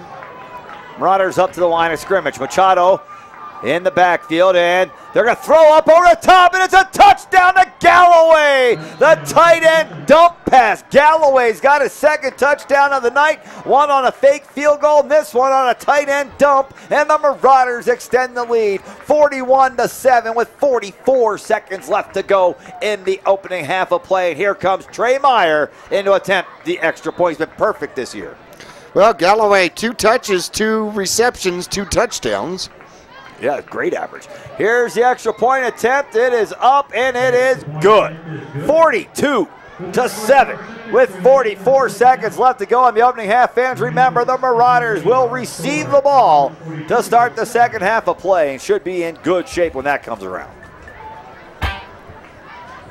Fans, we want to tell you about some things that are going on here in the Verde Valley. Coming up here, not just the Verde Valley, but around northern Arizona. We've got the Harvest for the Hungry coming up. Harvest for the Hungry is coming up Wednesday, the 8th. We're going to be at Fry's stores near you, and I do mean that literally. Fry's at Willow Creek Road in Prescott, Fry's in Cottonwood, Prescott Valley, and Flagstaff. And we're going to have crews out on all locations. KVRD, KKLD, The Q, Sunny will all be out on location from all 4 of them. And we'll be out there collecting from 7 a.m. to 6 p.m. an 11-hour food drive coming up this Wednesday, the 8th. And the Marauders kick off, ball being returned down the Eagles sideline, and again out to about the 30-yard line, and that's where the Eagles will take over, first down and 10. Fans, it's called Harvest for the Hungry. Enough said. That should explain it. Well, I'll tell you what. You need to know where. Yeah, absolutely. Fry's is the location, and all of the food banks throughout northern Arizona are definitely experiencing some shortages as we move into the holiday season. Yavapai Food Bank in the Prescott area definitely having their problems. Everything in the Cottonwood area will go to the Old Town Mission, so everything stays here. That's good. And the Eagles on first down look to throw. They've got a man, and man, did he get smashed for catching the ball. Now he's laying flat on his back. What was that? And that, my friend, was Austin Fredette. The catch caught behind the line of scrimmage by about 3 yards, and as soon as that kid caught the ball, trying to see who it is, he's still shaking up over there. Looks like it's number 16 maybe. These are the worst numbers on uniforms I've ever seen. Why would you put camouflage numbers on your uniform? As soon as he caught the ball, Fredette was right in his face and drilled him for a loss of 3. This way, when they're watching film, they don't know who you are. Yeah, right. And the Eagles tried to get off one more play before the end of the half, and had they done it, was going to be offsides or a false start, or they had one guy about 10 yards downfield. So that's the end of the opening half. The Marauders comfortably ahead, 42-7 here at the break. The Marauders will have the ball to start the second half of football. Fans, stick around. We will have the halftime report coming up here in just a few minutes, brought to you by Cottonwood Parks and Recreation. It's time to get your kids signed up for basketball. Basketball season is right around the corner for Cottonwood Parks and Recreation, and we'll be back to talk about that on some other fun things. 42-7, the Marauders lead here at the half of the Flagstaff Eagles. We'll be back to Coconino High School after this.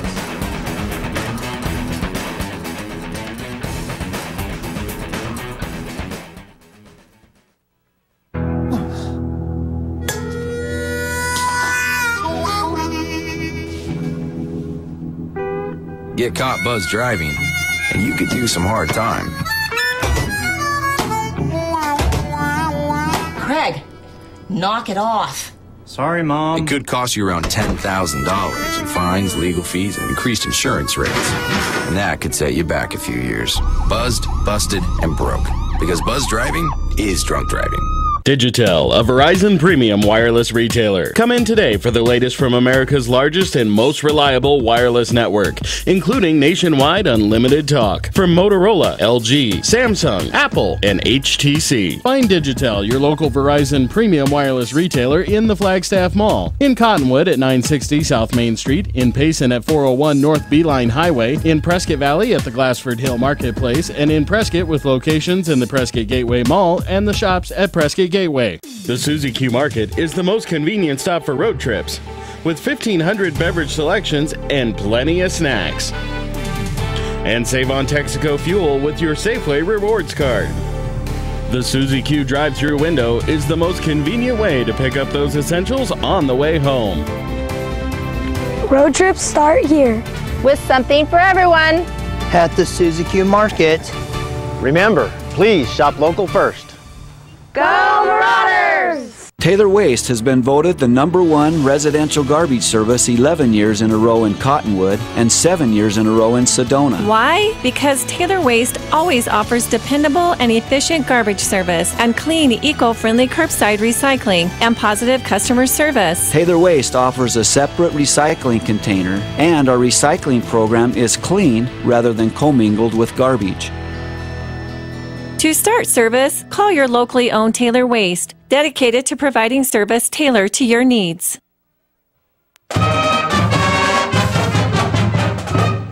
Welcome to the Halftime Report, brought to you by the Cottonwood Recreation Center.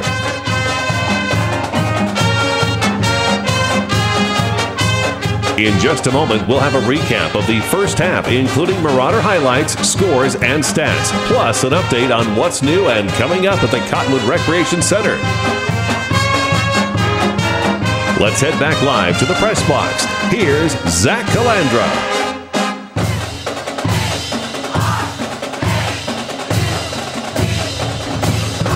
Back in Flagstaff along with Jackie Bessler, the Mingus Marauders comfortably ahead here at the half, 42-7.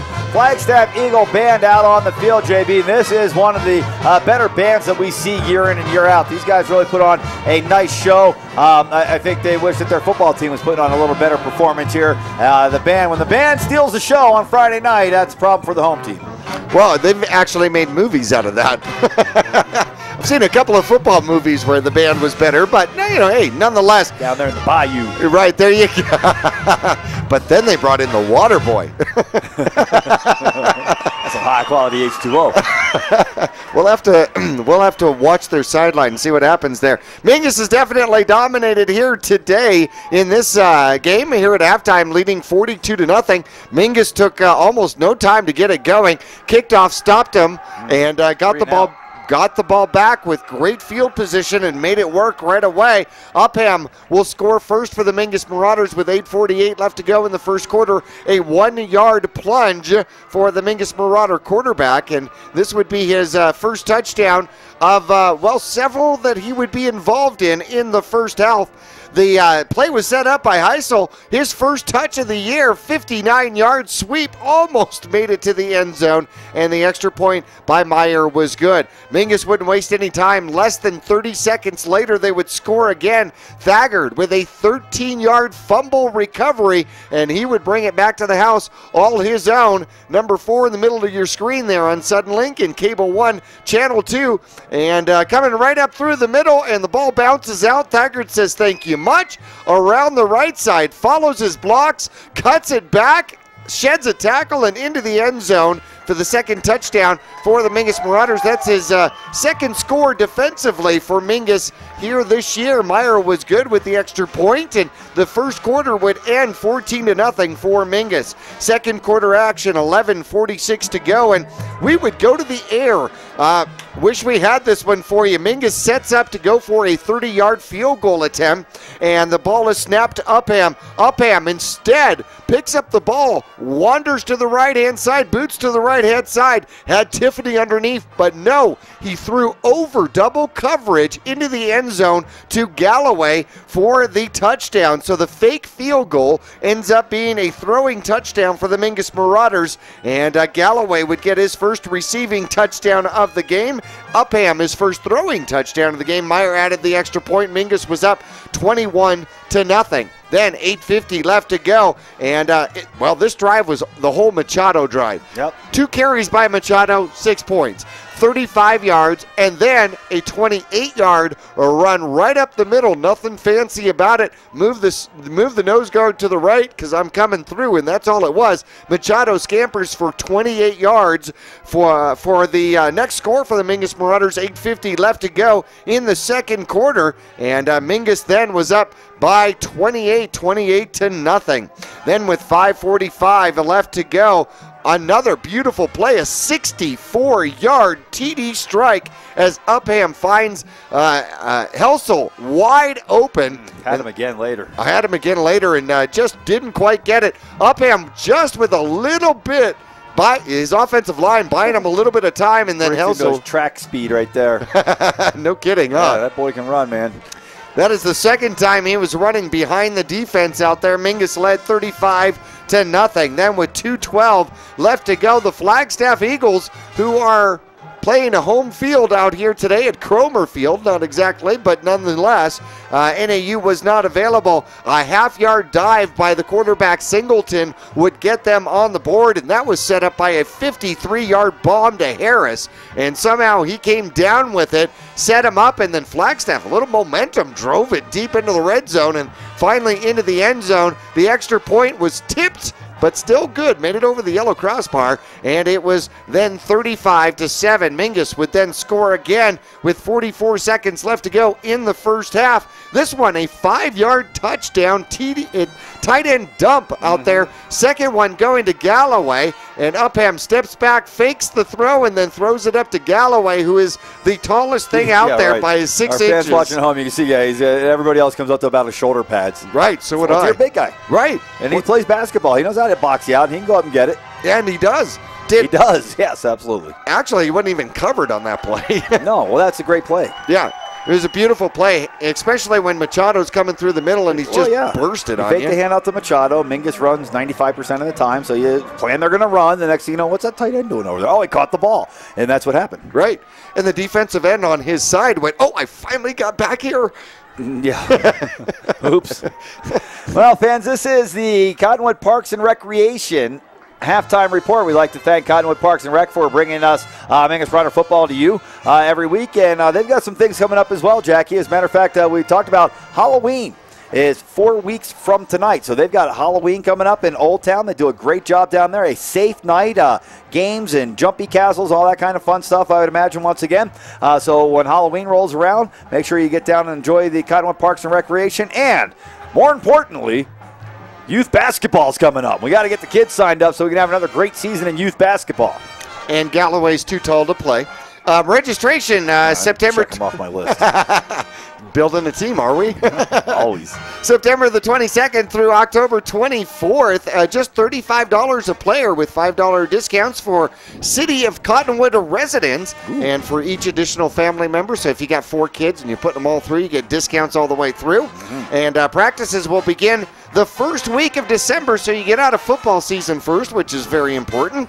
Evaluations will be November 8th and 15th. You got to be there for those. Yep, you got to be there for that and show that you can dribble the ball. And, that really, it helps. Oh, it does. A lot of people think that, you don't need to be the evaluations and, well, my kid played last year. They know who he is. And they may have grown a lot, and they maybe have gotten a lot better. And the evaluations help us when we get to time to draft. And we get a list of the players, and we get a list of how good they are. And that way, you're not just drafting blind, and you get out there and you've got all these kids that have never played before, or you get out there and you have all these kids that are really good, and it kind of helps keep the balance. So if you can get your kids out to the evaluations, it's essential to help the league stay balanced. And that's why they do it on 2 different days, so that you have a chance to get there in case you can't make it on the first one. Well, they got all sorts of divisions, so just about everybody in the family can play. Mini-mites, boys and girls, for first grade. I think they do the 8-foot baskets on that one? And the smaller ball, yeah. Yep. Awesome. And that was a new program last year, and it was great. I think that's why they brought it back, because they were just blown away by how good the competition and the skill was of first graders. And it really was. When you lower the rim and you give them the smaller ball, and it's fun to watch them out there running around. It's amazing that a 6-year-old or a 7-year-old has the ability to know what they're doing out there. And I think that worked out great last year. The mini-mites, boys and girls in first grade only, and it's a great program to get them started early. I still couldn't dunk. Mighty Mites, boys and girls, 2nd and 3rd grade, and then the boys Power Division 1, 4th and 5th grade. Mm-hmm. Division 2 is 6th and 7th, and then Division 3, 8th and 9th. And hopefully we've got enough kids coming out, because I know they had to kind of combine Power Division 2 and 3 last year. Girls Division for 4th, 5th, 6th, and 7th grades as well. So once again, basketball for the whole family. Yeah, and get them signed up. We'd like to get that 8th and 9th grade going again next year. Last year we put the 6th, 7th, and 8th because we only had a few 9th graders that signed up for the league last year. So we'd like to get more 9th graders. If you have a kid that's going to be a freshman or is a freshman right now, get them signed up. If they're not going to play on the freshman team at Mingus and they like playing basketball, get them signed up in the Cottonwood Park and Rec Youth Basketball. It's a great organization, and come on out and get your kids active. Get them playing ball. It's going to be wintertime. Get them in the gym. All right, fans, let's take a quick break right here. It is halftime, and the Mingus Marauders are rolling 42-7 over the Flagstaff Eagles. Let's say it again. That's fun. 42-7 over the Flagstaff Eagles here at halftime. We'll take a break and we'll be back with more of the Cottonwood Park and Recreation halftime show coming to you from Coconino High School. Marauder football, 42-7 Mingus.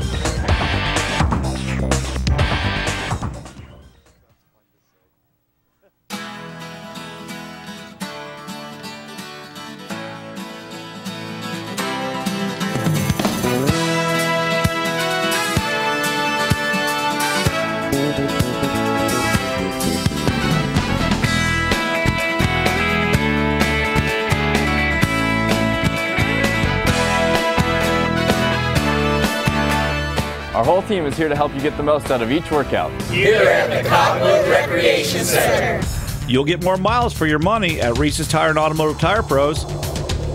It starts with matching the right tire for you, your vehicle, and driving habits. And continues with expert brake, alignment, and warranty services to extend the life and performance of your vehicle. And to serve you better, we now offer King Cobra custom exhaust systems. Find out more about our nationwide warranty at reesestire.com. It's the dawn of a new era in healthcare here in the Verde Valley. Spectrum Healthcare introduces whole person care for the mind, for the body, for all of you. With the opening of our new integrated care facility at 651 West Mingus Avenue in Cottonwood, Spectrum Healthcare now offers primary care, behavioral health, and pharmacy, all in one location. For primary medical care, for help with mental health and substance use disorders, for whole person health care, call Spectrum Healthcare, 634-2236. People often refer to Larry Green Chevrolet as the people place. Keeping that reputation is a priority in the community and with every customer that comes through the door.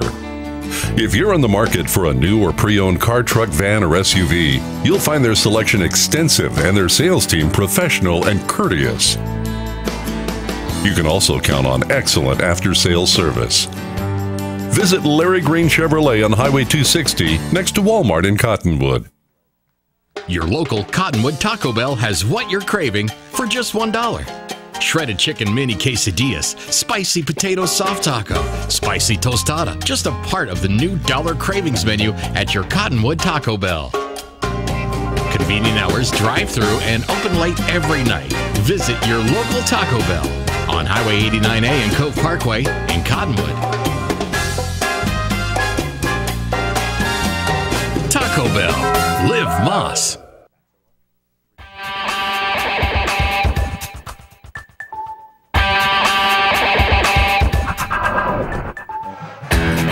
Back at Flagstaff High School, the Flagstaff Eagle Band doing a great job performing here at halftime. They really keep the fans entertained. We're getting ready for the second half. We see some of the Marauder coaching staff coming out on the field. Neither of the teams have come back out for second half action yet. The Marauders leading here at the half 42-7. And we still have some statistics to get to you from our first half of play. And man, this might take a while. The Marauders have been running them up here in the first half.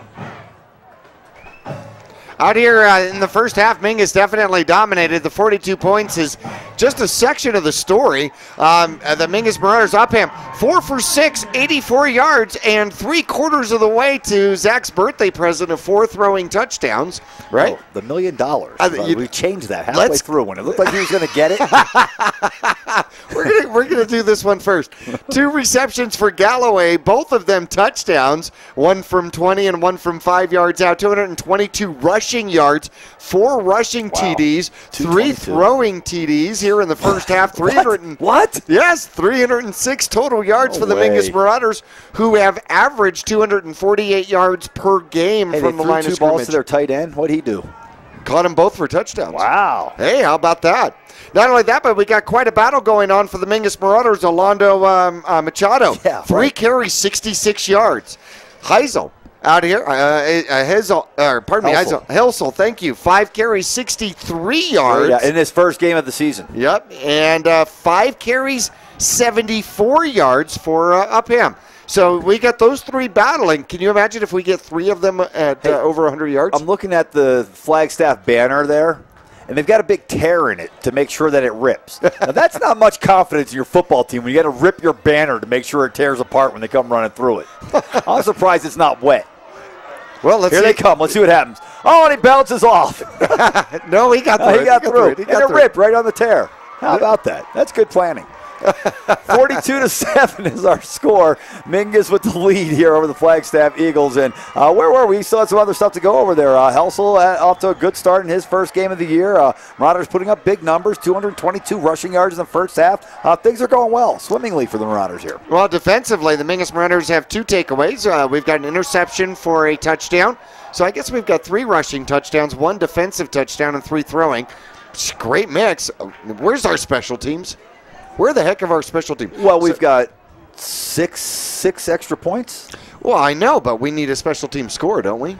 Oh. punt return, kickoff return. Well, we're going to get the ball back. Well, they're going to kick to us to start the half. There we go. Be patient. Getting greedy now. Hey, we've scored some touchdowns, man. We want more. We want them like this. We want them like that. I want one where the quarterback's standing like this. We just come back and hit him, and the ball flies up, and the other guy catches it. Right. Yeah. Yeah, we'll script the whole thing for you. Thagard with an interception return for a touchdown out here. Kelly has gotten in on 1.5 sacks so far for the Mingus Marauders. No, actually, it was Thagard with the fumble recovery for the touchdown, and it was Meyer with the interception return, another 23 yards out there. Flagstaff really hasn't been able to get anything going. Let's look at their stats here in the first half. They have not done particularly well. 5 for 7 is the quarterback, 78 yards, 1 interception. They only have 4 rushing yards, Zach. Yeah, sounds familiar. Okay, fans, 82 total yards for the Eagles in the first half. We're getting ready for second half action. We'll be back with the kickoff of the second half. Coming up right after this. Pawn Palace offers a wide selection of jewelry, electronics, musical instruments, firearms, and much more. And if you need money for that unforeseen financial burden, Tanner, Natalie, or Rob can get you a loan using your valuable items and collectibles. Scrap gold, silver, jewelry, guns, and electronics are all accepted. Visit Pawn Palace on Calvary Way at 89A in the Dome Building, open 6 days a week, and online at pawnpalaceaz.com. 2 things we can count on every year: a new set of tax rules and great weather here in northern Arizona. Jackson Hewitt Tax Service, locally owned and operated by Lewis Rice since 1997, is here for you all year long. Your neighborhood Jackson Hewitt Tax Office will help you in all of your taxing situations. Electronic filing is always free with your tax preparation at Jackson Hewitt Tax Service. Get more in return. Call 1-800-234-1040 for an office near you. This has been the Halftime Report, brought to you by the Cottonwood Recreation Center, enhancing health, fitness, sportsmanship, and relationships for all ages and abilities. Snag those snacks quick, because half number 2 is almost here. We'll meet you back on the air as exciting Mingus Marauder football will return right after this.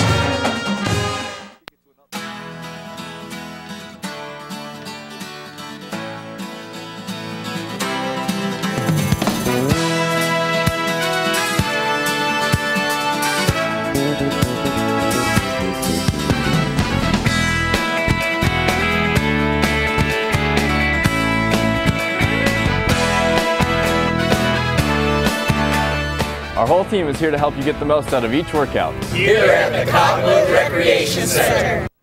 Back at Coconino High School, the Flagstaff Eagles go onside kick to start the second half of play. It is returned by the Marauders, 14, Anthony Lopez to the 44-yard line. The Mingus Marauders start 1st and 10 from there. Upham drops back to throw. Going deep, he's got a man. It's Tiffany at the 20. Tiffany right down the middle of the field to the goalpost. Touchdown, Marauders. One play, 56 yards, touchdown. Upham, his 4th throwing TD of the game to Herb Tiffany, who takes it in from the 56 yards out, and the Marauders on top, 48-7 with a point after touchdown from Meyer coming up. Well, we got the 4 throwing TDs. Now we got to work on the $1 million. Yes. I'm glad we got that out of the way, and we can get on to the next one. And here's a snap. The extra point is up and good. Myers stays perfect, and the Marauders lead 49-7.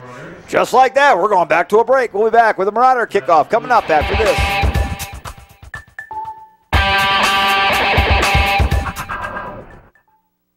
It's the dawn of a new era in healthcare here in the Verde Valley. Spectrum Healthcare introduces whole person care for the mind, for the body, for all of you. With the opening of our new integrated care facility at 651 West Mingus Avenue in Cottonwood, Spectrum Healthcare now offers primary care, behavioral health, and pharmacy, all in one location. For primary medical care, for help with mental health and substance use disorders, for whole person health care, call Spectrum Healthcare, 634-2236.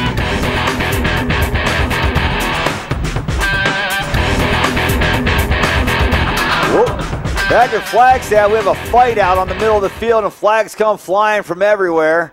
And it's Pete Kelly out there smacking around an eagle. We'll have to see. It might be offsetting. It might be on one guy or the other. The kickoff was kicked into the end zone that time by Meyer, and it'll be first down and 10, Eagles at the 20, depending on the outcome of this penalty. And we've got unsportsmanlike conduct against Mingus. So that'll give the Eagles 15 yards, move the ball out to the 35-yard line, where they will start first and 10. 49-7, the Marauders with the lead, and now getting a little feisty with the defense out there. Not exactly sure what happened. They only moved it 10 yards. Oh, wait, they're not done moving it. They're still playing with it. Why do they have to take it back to the 20 to mark off the 15 yards? Why can't they just put it on the 35? I mean, come on. It's the same reason you got to take your shoes off to count past 10. And they put it right at the 35. Really? That's not where he stepped. His last step wasn't on the 35. It was at about the 34. Why did he put it on the 35 if he took 15 steps? Why did he go to the 20 to mark it to begin with? All right. Zach is on stepping critiquing. Well, it just makes you wonder. We don't have enough time to get a commercial in for a kickoff because they're in a hurry. Now this guy's got to go back to the 20 to mark it out. Just put it on the 35 and we got somewhere to go. Here's the snap, and they're going to run to the right. And, man, the Marauder defense has been really good on the outside tonight. They have not been able to get the ball to the corner and turn it upfield, not once tonight. Well, Thaggart has done a great job. Tiffany, of course, is in there.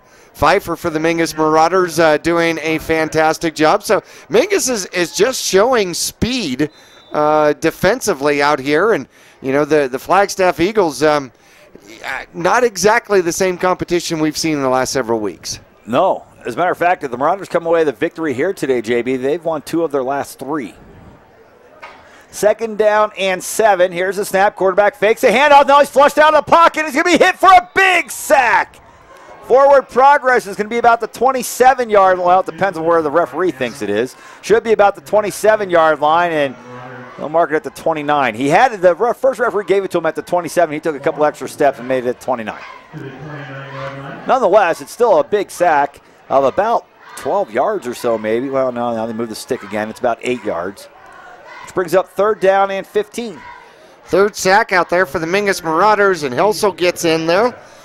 Also got hit by one of the big guys. How about Josh Skelf getting in there? Yeah, that's a big guy. And looking to throw, going up top, Marauder sideline over the head of the intended receiver, and incomplete. And the Eagles, after giving up one play for 56 yards and a touchdown, the Marauders' first possession, are now faced with a third down and 15, and most likely are going to look to punt this ball away with 10-10 on the clock here in the third quarter of play. 49-7, the Marauders with the lead up in Flag. Well, Jackie, we got a chance for that special teams touchdown we've been looking for. Actually, I was wrong. We actually had one, the fake field goal. There you go, fake field goal, and a pass to the end zone to Trevor Galloway was a special teams touchdown by the Marauders, and the Eagles are calling a timeout before they punt the ball away. Wow, this is a team that is in disarray. 9:57 left to go in the third quarter, 49-7, the Marauders with the lead. Fourth down and 15, the Eagles call timeout before they punt the ball away, Jackie. This team is really reeling right now.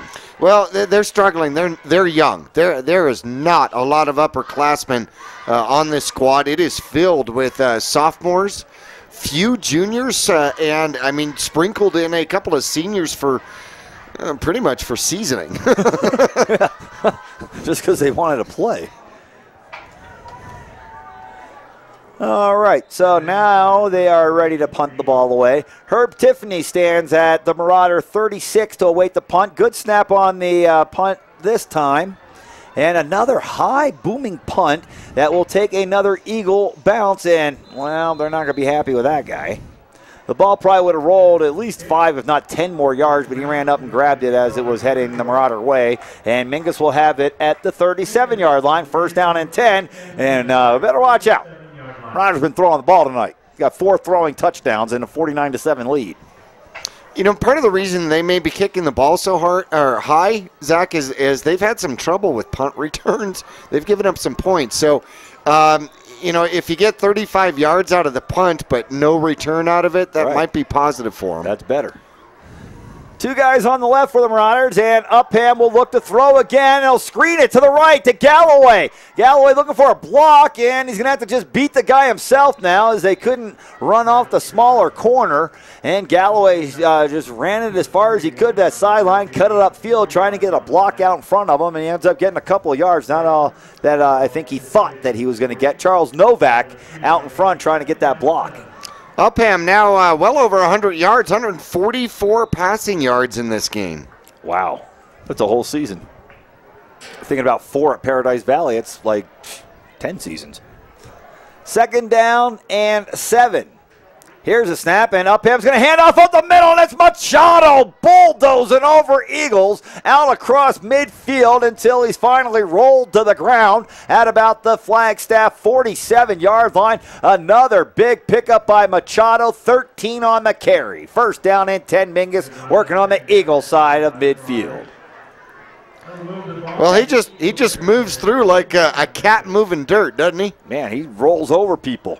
Clock rolling, 8.5 left, 3rd quarter, 49-7. The Marauders on the march with the lead. And motion from the right to the left is Helsel cutting it back into the middle on a trapper. Looks like it was Clark that got the ball, and he's got a good gain on 1st down as he pushes it all the way down around the 41-yard line. And it will bring up 2nd down and short here for the Marauders. Looks like it's be about 4. Well, Clark's got 3 carries in the game, 23 yards. And we've got the race to 100 going. Right now, Machado's in the lead. It's like those characters at the baseball field running around. Machado's in the lead right now with 80 yards. The hot dog and the ketchup bottle and stuff. Right, and the presidents. The sausage. And the Marauders are going to hand off again. It's Machado, and he's going to be close, and I think he does have a 1st down before being pushed backwards. Well, Jackie, we told you earlier in the game that the Flagstaff band was here before the game, and the band leader was telling them that you guys cannot sit down at all. We want you to stand the whole time.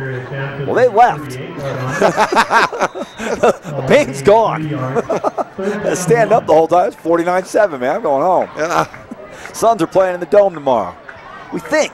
Now, unless it's an inter-squad scrimmage, because my schedule says that the Suns play against a team called Flamingo on the 8th, which would be next Wednesday. But maybe they have an inter-squad scrimmage. They are up here practicing, that's for sure. Here come the Marauders on a pitch to Helsel. Helsel trying to get to the corner, and the Eagles are there. It'll spin back towards the numbers and finally be tackled. Where are they marking? We got a flag somewhere. I can see the referee saying holding, but I don't see the flag on the field anywhere. Right at the 40-yard line. Oh, okay. Yeah, behind the pole. Yeah. I should be used to this. I went to a lot of games at Old Cleveland Municipal Stadium. Right. 85,000-seat stadium, 3,000 people there watching the Indians. It's like a big cavern. Hello, hello, hello. And all of them behind a pole. They thought, man, this is such a great team to come watch sitting behind a pole. Let's make a movie about them. That was a good movie, Major League. It was. Old Serrano. Wild. Oh, yes. Yeah. Yep. Had his old temple in his in the dressing room. And then there's the Wild thing. Yeah. There's lots of good stuff in that movie. Okay, so the hold will back the Marauders up to midfield, where it's 3rd down and, about 15, no, about 13. Here's the snap, and Upham drops 7 yards back and throws a screen to the right to Machado. He's got 2 big linemen out in front of him. Machado cuts it back to the middle. He's got a 1st down and tackled inside the 35. Down at about, well, they're going to mark him right at the 35. And here come flags flying from everywhere. This is way after the play, and this is obviously somebody saying something or something. The play will stand. It will be 1st down for Mingus. If the penalty is against them, they'll mark the ball from there, but it will remain 1st down for the Marauders. Are you sure about that? No. But it should. They said something or something? Anything's possible on the road. That's true. In the conference at Flag. It's not a conference anymore. In the section at Flag. And let's see what they're talking about. Now, last time we had one of these, it was against the Marauders. Let's see if this one is, 1st down, unsportsmanlike against Mingus. So it will stay 1st down, and they'll mark 15 yards from the spot of the infraction. which looks to be around the 35-yard line. So they'll back it up back to midfield, where instead of 3rd and 13, it'll be 1st and 10. Well, Mingus is, actually we've got a 4th hot dog race going right now. Oh. Because Mingus now has 87 yards in penalties. Uh-oh. Upham has 74 rushing yards. Machado has 84, so Machado's in 2nd place. Ooh. And Helsel has 63. So right now the penalties is winning. Yeah, man, we got a lot of penalty yards. Yeah, we do. It is a 1st down, however. Ball moved back officially to the 48-yard line of the Flagstaff Eagles. 1st down and 10 play. Marauders trips on the left. Man in motion from right to left. They'll pitch coming that way to Clark. Clark cuts it back into the middle. Guy laying on the ground bounces up and grabs onto him as he's trying to run by and makes the tackle. That's Dawala Joseph that comes up with a play for the Eagles that time. Well, you know, that's a great example of never give up. He got juked out of his shoes, laid on the ground, and then somebody else was coming up the other direction and forced the cutback, and there he was to make the shoestring tackle. Sure that South Jersey coming out of me? I call them the Eagles. That's how you say it down South Jersey. They're the Eagles. The Philadelphia Eagles. It's a bald eagle. It's an American eagle, but it's a Philadelphia Eagle. 2nd down play for the Marauders, and they're going to run up the middle of Machado. Machado will bang into the deep. Oh, it's not Machado. Oh, yeah, it is. I thought it was 25. It's 22. Machado has got a gain of about 4 or 5 yards, and it's now 3rd down and 5. So he got 5 on that one. 3rd and 5, Mingus working at the 43-yard line of the Flagstaff Eagles. Fans will be at home next week. Mojave coming to town. The Marauders might be looking for a winning streak. And if they win that one, JB, then they have won 3 of their last 4. Mm-hmm. Speaking of which, at halftime, Bradshaw was taking care of the Panthers 33-0 over Cocoa. 3rd down and 5 here for the Marauders. 2 on the right. And handoff. No, it's going to be Upham keeping it himself. And Upham is going to have a 1st down as he's tackled just inside the 35. They needed to get to the 38. 1st down and 10, Mingus. Well, he'll get almost 10 yards on that one. 33-0, Bradshaw Mountain, last week's opponent against the Coconino Panthers. We're playing on their home field right now. Well, Mojave, who we're going to play coming up next week, well, they are 1-5 going into tonight's play. They play Chino Valley, who is winless. Well, maybe they could get a win in that one. Feel good about themselves coming in next week. So far, Mojave has lost to Cocoa 31-20, and then last week to Prescott shut out 45-0. Yeah, we hear Prescott's good again. 1st down play, Marauders off guard, right side, Machado for 3. Brings up 2nd down and 7 for the Marauders. Banging it in the middle. There it is, the 3rd quarter of play. The Marauders have scored 1 touchdown here in the 3rd quarter. We got 4 minutes left in the quarter. It's 49-7, Mingus with the big lead. Half 100, almost. Machado now leading with 92 yards. He took over the lead. He's ahead of the penalties. He is ahead of the penalties. Good. I got my money on Machado as long as he's got a little bit of that spicy brown mustard. Second down and 8. Oh, maybe Helsel. And looks like they were going to hand to Machado, and he didn't take the ball, so Upham ran right behind him, and he's got a few on 2nd down. He's inside the 30 to about the 29-yard line. The Marauders need to get to the 25. Here comes a big dude in the game for Flagstaff, number 75. I remember writing his name down earlier. That's a Cordell yellow shirt, Jackie. The only thing we know about him is he wears an XXXL. Triple XL, yeah, and he was a big dude running out there. 3rd down and 5 play here for the Marauders. Behind the pole and awaiting the snap. Upham takes a snap and handoff left side. Machado's got a 1st down and a few yards more after contact as he brings it inside the 20. Good run by Machado. Picked up about 10 more on that one. He's over 100 for the 3rd time this season. And a 1st down for the Marauders working inside the red zone. That's right. Machado now wins the hot dog race. Oh, it was just to 100? Oh, it was just to 100, right? Oh, okay. I thought it was overall for the end of the game. Oh, well, we can make him lap again. We're going to have to get a trailer. We're going to have to take it down to our truck where our producer, Ryan Nichols, is down there taking care of stuff. We're going to have to start putting our hot dog stuff on the trailer each day. Let them know. Last week's hot dog winner was Machado. Right. Hey, maybe we'll have to give him a hot dog next week. Handoff going to the right side, and it's Levi Collins with the carry for the 1st time tonight.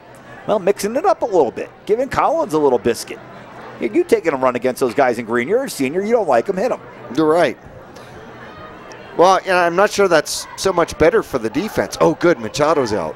Right. Here comes a guy who runs hard, too. He's a little bigger. That's 5 yards for Collins, working from the right hash mark now at the 15-yard line. 2nd down and 5 for the Marauders. And let's see who it is in the backfield. It's going to remain Collins in the backfield. Helsel's on the right-hand side of the wing position.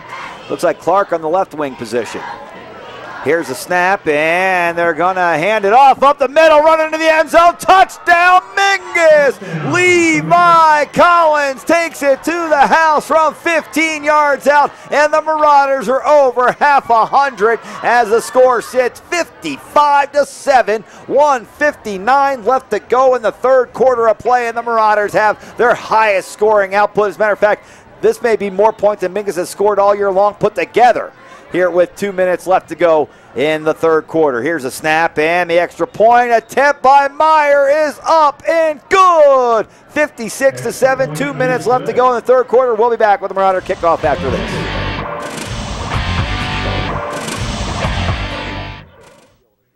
Pond Palace offers a wide selection of jewelry, electronics, musical instruments, firearms, and much more. And if you need money for that unforeseen financial burden, Tanner, Natalie, or Rob can get you a loan using your valuable items and collectibles. Scrap gold, silver, jewelry, guns, and electronics are all accepted. Visit Pond Palace on Calvary Way at 89A in the Dome Building, open 6 days a week, and online at pondpalaceaz.com.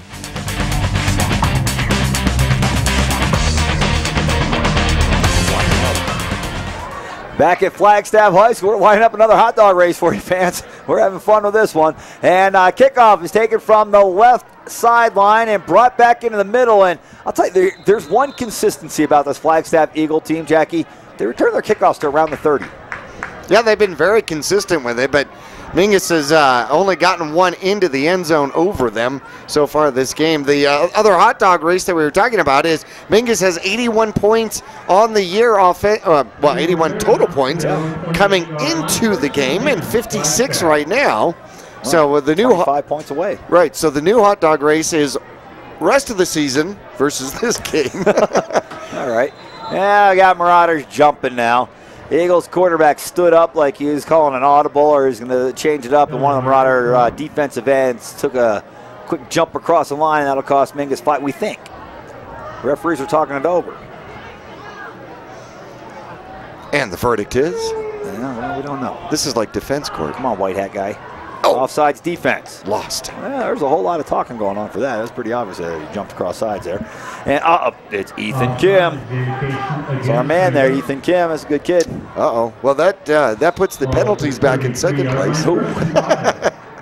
And let's see what Kim does make up for here, coming from that left defensive end position. You know he's going to be fired up now. And he'll come around the side, and we got flags flying everywhere. And we've got, it looks like false start's what they're going to call. So that makes it an official do-over. Kim's off the hook. I'll tell you what, Ethan Kim's, this is a kid that comes from a great family, JB. His father, Creighton, spends numerous hours volunteering as a baseball coach for youth baseball and Mean Machine, stuff like that, and Cottonwood. And I mean, it's great that there are people like that in our community that do the stuff that they do. Oh, it always amazes me, the amount of talent and the volunteers that come from our community. Yeah, you have to have them, especially in a small town like ours. You have to have the volunteers, and Creighton Kim, he's a good one. So the ball moves back to the original line of scrimmage at the 29-yard line. It's 1st down and 10. Again, it went from 1st and 10 to 1st and 5. Now it's 1st and 10 again. And the quarterback will throw. He's got a man, and he heard the footsteps coming, I believe, and he took a shot for it anyhow, laying flat on his back. Referee standing over him looking at him. He throws the ball back up. Thanks, buddy. 45 was the intended receiver that time. And, again, when we find him out, it's Austin Stewart. And I think he heard the footsteps coming from the Marauder defensive back, and had he caught it, he was getting lit up, and had he dropped it, he got lit up anyhow, so he may as well catch it. 35 seconds left to go, third quarter action, 2nd down and 10, Eagles. 56-7, the Marauders with the lead. Eagles with the ball at their own 29-yard line. And the way they're going, this is probably the last play of the quarter. Especially with continuous clock. Oh, yeah, we're on that, too.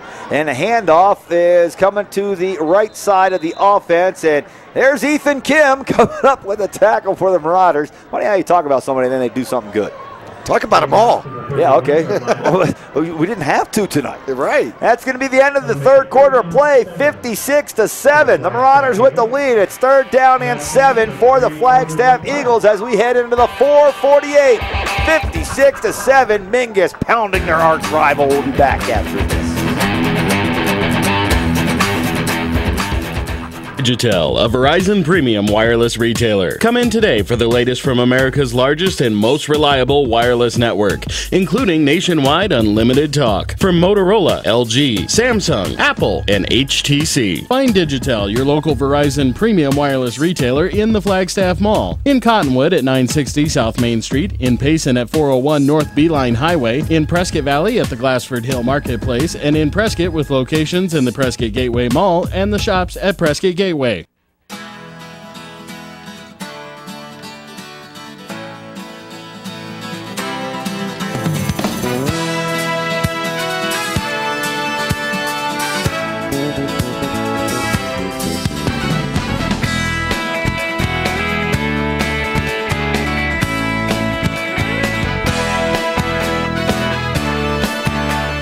Our whole team is here to help you get the most out of each workout. Here at the Cottonwood Recreation Center.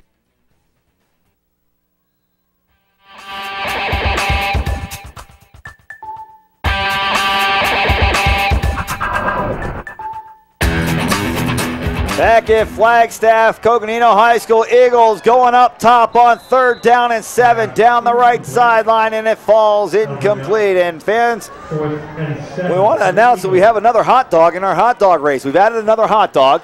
Orlando Machado was the first to 100, so he's the official winner of the hot dog race, but there's still competition going on, and we're happy to announce that the Flagstaff Eagle hot dog is currently in last place. Right, 80 yards total so far in the game in the 3 quarters. So I guess that would be more the Mingus defense in the hot dog race, right? Oh, yeah, let's do it like that. Then we're not so happy. Well, I guess we're still happy to announce. And the punt is actually caught this time by the Marauders. Tristan Clark came in and caught it at the 38-37 yard line. Looks like where they're going to mark her. The Marauders will have the ball back. Continuous clock. It stopped right now for some reason.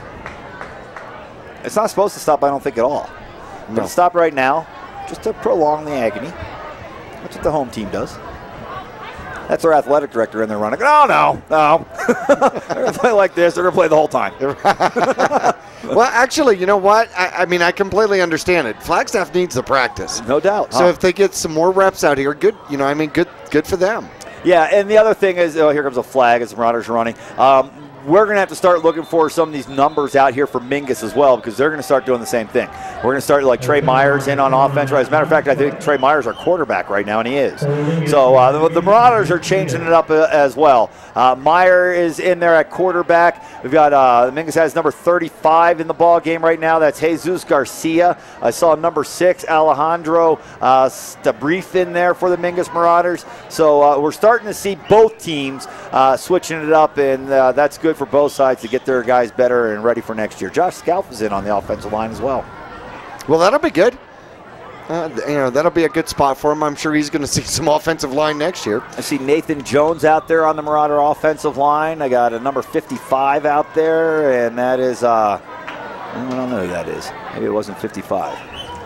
And now we got everybody running in motion, and we got a flag coming, and that one's going on Mingus. Juan Ruiz was the player in motion. He's only a sophomore. Scalf was sophomore, so we're starting to see some of these underclassmen.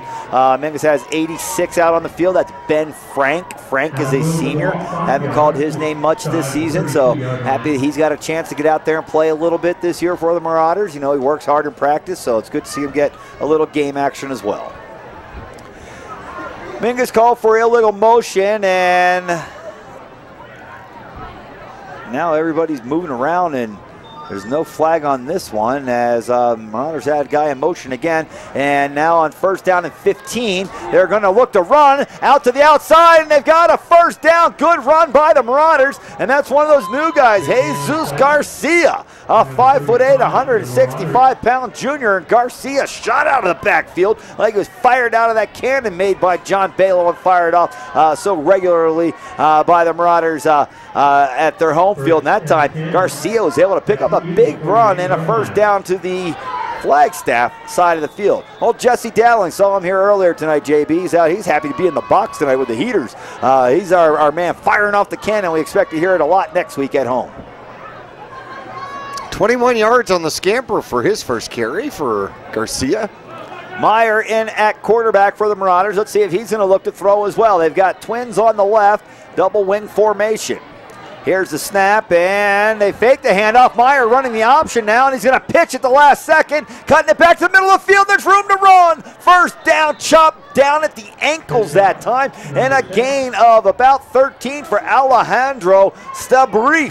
Stabrief, also a sophomore, 5'10", 170 pounds. Jack, we've been waiting all year for this to come around, to see the Marauders underclassmen, some of these younger guys get out there and see what we've got coming up. And I'll tell you what, I like this sophomore class, and I love that 8th grade class coming out of CMS. Well, bodes well for the Mingus Marauder future, especially in the up-and-coming very soon years, right? Yeah, absolutely. First down and 10 Mingus from the 36-yard line. Handoff going up the middle. And did I see a flag come in? Maybe not. Looks like a short gain, 2, maybe 3 yards for the Marauders. I have to wait to see who the guy gets up off the bottom of the pile. It looks like it was 35 again. I think it was Jesus Garcia with the carry. Hey, look at this guy. He's got a broken leg, and he's got like a little cart to wheel himself around on instead of crutches. Nice. How lazy. I was thinking how inventive. Yeah. You know, this is much faster. Second down and 7. Handoff up the middle. That time, Garcia is not going to have any room to run, and he's knocked down at the line of scrimmage for no gain. Well, I'm unhappy to announce that the second hot dog to pass the 100th century mark is the Mingus Marauder penalties on the game. Yeah. 102 yards. Imagine that, 102 yards of penalties, and you're winning 56-7. And you have almost 500 yards of offense. Yeah, and the ball and driving, with still almost 9 minutes left to go. 8:45 to be exact, as the Marauders head back to the line of scrimmage on third down and 7. Meyer takes a snap. No, he's going to run it himself. Meyer trying to get outside, and he's got one man to beat to the sideline, and he will be caught and down. It's going to depend on the spot. If he's at the 25, he's got a first down. If he's at the 26, he does not. And he's at the 25. They're saying move the stick. So Meyer picks up 8 on 3rd and 7. And the Marauders have it first down and 10 from the 25-yard line of the Eagles, working on that right hash. 8:10 left to go here. Fourth quarter action. 56-7 Mingus. Well, great job just stringing it out until he got to the sideline, came to the far side of the field. Got a good block. Slot over there on the left. That is one of the bigger kids Mingus has on their team. And it's not Galloway. And he's going out. Let's see. Uh-oh. Meyer's going to be sacked. And I'm still trying to see who that is over there. It's hard to read his number.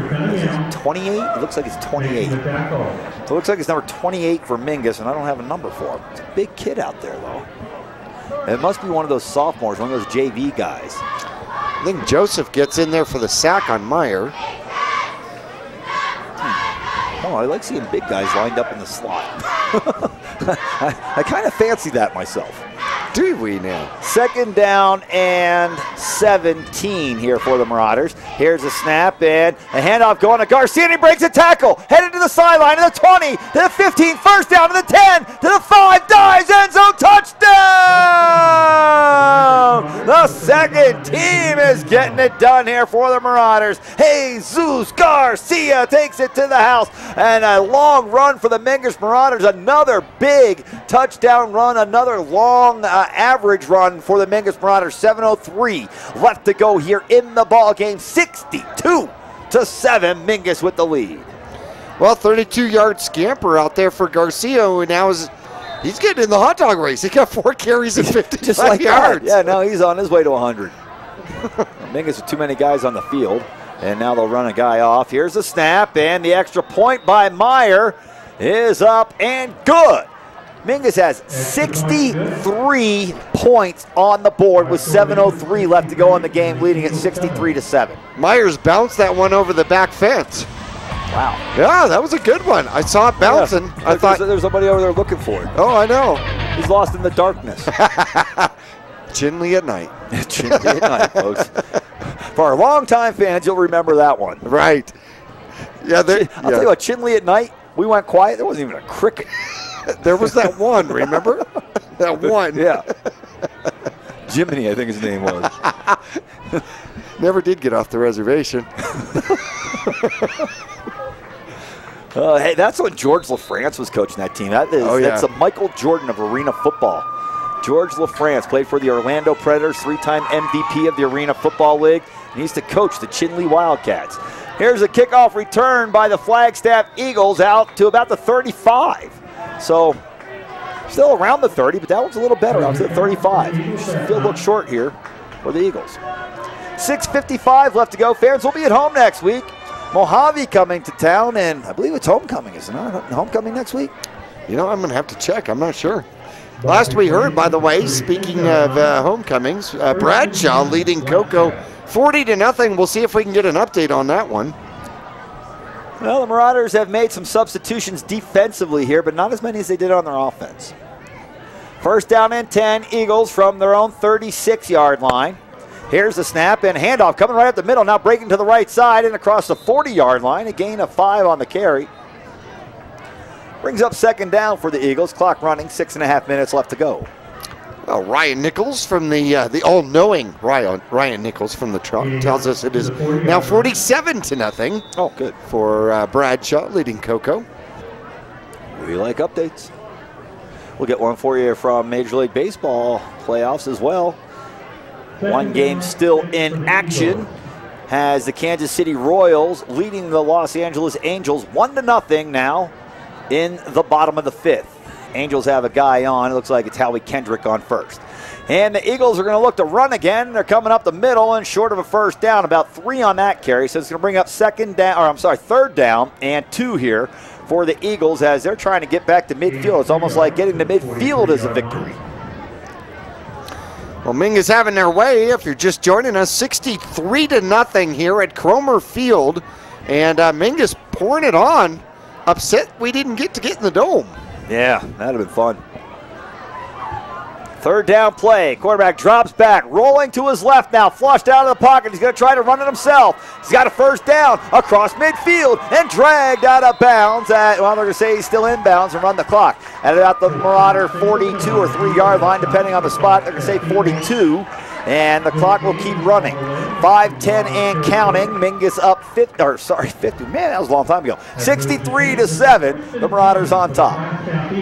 All right. Well, the Flagstaff Eagles are the third hot dog to complete the race. Ah, bummer. 103 yards, but the only real hot dog that can go backward. Machado was in first. Right. The Marauder defense was in second. No, the penalties. The penalties. Yeah. Oh, man, the penalties. Mingus penalties took second. That's like the catfish or something. Something that you don't like to eat, some sardines or something. The penalties. Some people like sardines, I guess. Some people like catfish. Right. It's just me. I don't like anything that lives in water. Now the run that time is good for a first down, but I saw a flag come flying in late, and it's going to be holding against Flagstaff. Ouch. Well, when it rains, it's a blizzard. When you're in Flagstaff. And when they pick up a first down, they get to go backwards. And Flagstaff has not had many penalties. No. A few earlier in the game, they were killing themselves with penalties. In the second half, they've been fairly decent with it. Wow. So it was pretty much from the first down marker where they did the penalty. Mm-hmm. And they back it up to make it, well, it looks like it's 1st and 11. First and 12. Oh, 12. 1st and 12. Oh, okay, so 8-yard field. Man, that's far. 38 yards in penalties. They go with Twins on the right, and now they got guys moving, and he moved right towards the line of scrimmage. They didn't call for the false start. Oh, and here's a sack by the Marauders back at midfield, and maybe even on the Marauder side of the 50. And some of the guys, looks like Pete Kelly getting in there on the sack. He's got a little help from Isaac Romero. And those two guys converge on the ball and bring them down right back at midfield. It's second down now. And about 17 yards for the Eagles. Under 4 minutes to go. 3:52 and counting. Now, wait a second. What happens? I think that hot dog went backward because they're now down to 95 yards. Right. Well, like you said, that's the one that can still go backwards. Right. Second down and 17. Here's a snap. Quarterback pressured again. Kelly with the hit, but he gets the pass away, and he's got a man who's breaking tackles and down near a first. Oh, now a flag comes in. Now it might get him the first down. He was short of a first by about a yard or so as the run after catch got him down to about the 35 or 4 yard line. They need to get to the 33, but a flag came in right at the tackle, and ordinarily that's something that has to do with grabbing onto the face mask during the tackle. And let's see what they are going to call. They're still pointing at the ball. Now they pick it up. We've got personal foul face mask against Mingus. 3:20. Well, talk about winning the race now. The Marauder penalty hot dog is way ahead, JB. Ouch. Yeah, not good. Moves the ball inside the 20, so now working in the Marauder red zone at the 19-yard line. Clock running once again. 3:20 left to go in the ball game. 63-7. Mingus with the lead. Here's a snap, going up the middle, breaking a tackle, and then being brought down from behind. A couple of yards on the carry for the Eagle running back that time, who is number 25. And that is Nick Christopher. Nick Christopher. St. Nick, but backward, right? Yeah, something like that. Yeah. Boy, they gave him good yardage. Yeah, he got about 6. Inside the 15, it looks like they're marking him down around the 14-yard line. Still 2:44 left to go here as the clock is continuing to run with the Marauders well ahead. And the Eagles back to the line of scrimmage. And now we've got a player moving, and the Eagles will be called for a false start. And they stopped the clock on it, too. Yeah, it should be a continuous clock when you're up, what is it, 40? 42. 42. Marauders are up 63-7. Which is more than 42. Yep. Clock's running now. Under 2.5 minutes left to go. Second down and about 9 here for the Eagles. Here's a snap. Quarterback rolling left, flushed out of the pocket, in trouble, fires it up deep into the corner, and it's way out of bounds. And defensed well by the Marauders nonetheless. Number 18 got back there, Juan Ruiz, to make the play defensively for Mingus, but he made it about 5 yards out of bounds, and good coverage that time by the Marauder defense. You know what, I like that. I mean, the ball goes up like that. It doesn't necessarily stop right there at the sideline. You know what I mean? Yeah. No, well, they're not watching us here at the sideline. No. They're playing the ball. Exactly.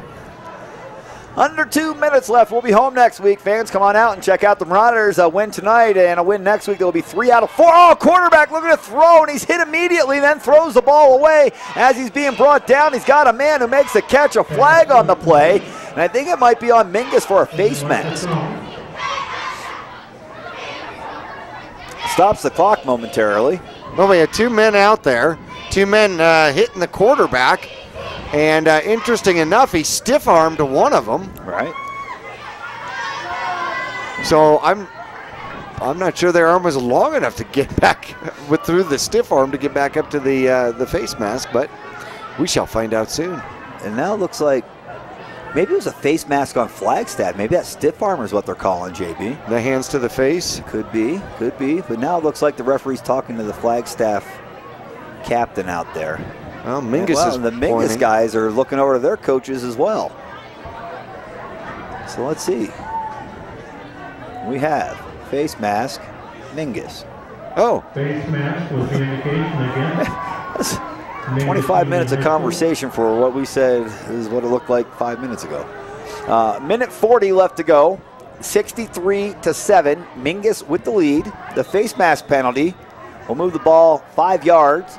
and makes it 3rd down and 5. Here's the snap, and Eagles running left. Eagles looking to get to the end zone, trying to get outside. The Marauders trying to stop them. Hits the pylon in the left corner of the end zone. Touchdown, Eagles.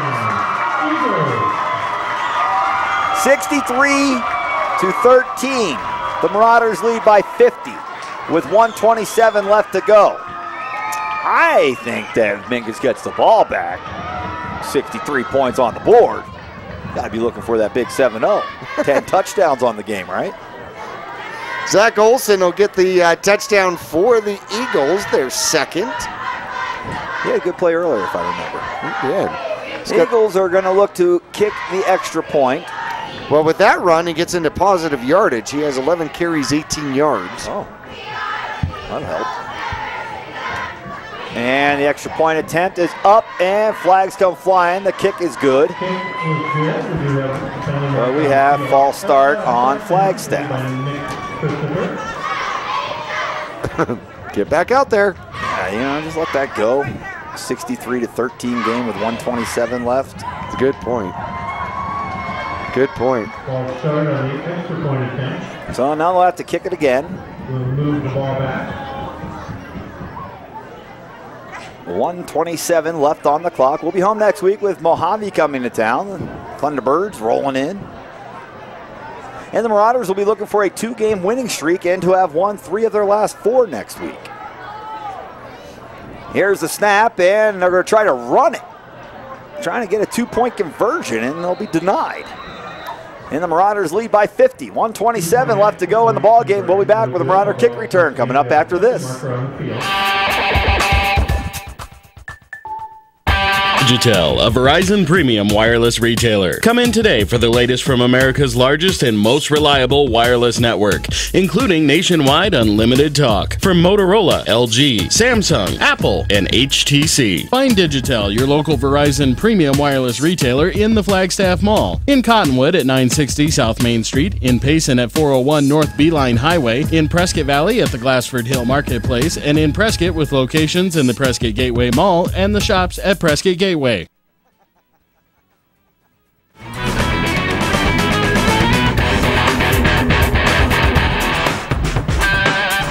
here at Cromer Field, the campus of Coconino High School. Jackie Bessler along with you. The Mingus Marauders leading 63-13 with, well, let's see, we've got 87 ticks on the clock left, and Flagstaff will come out to kick off again.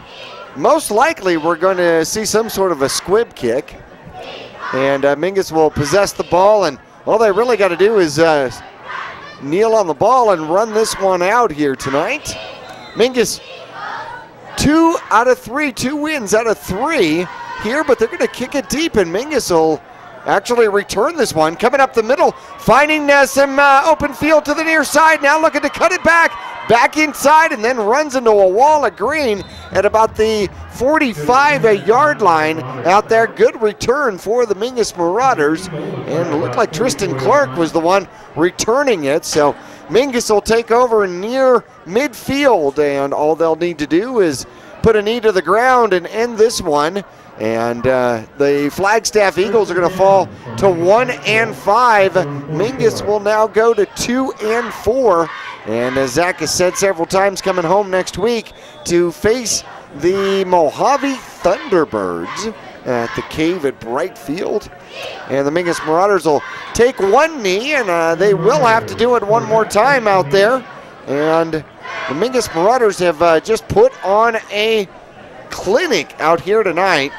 43 plays, 526 total yards, and averaging better than 12 1/4 yards per play out here tonight.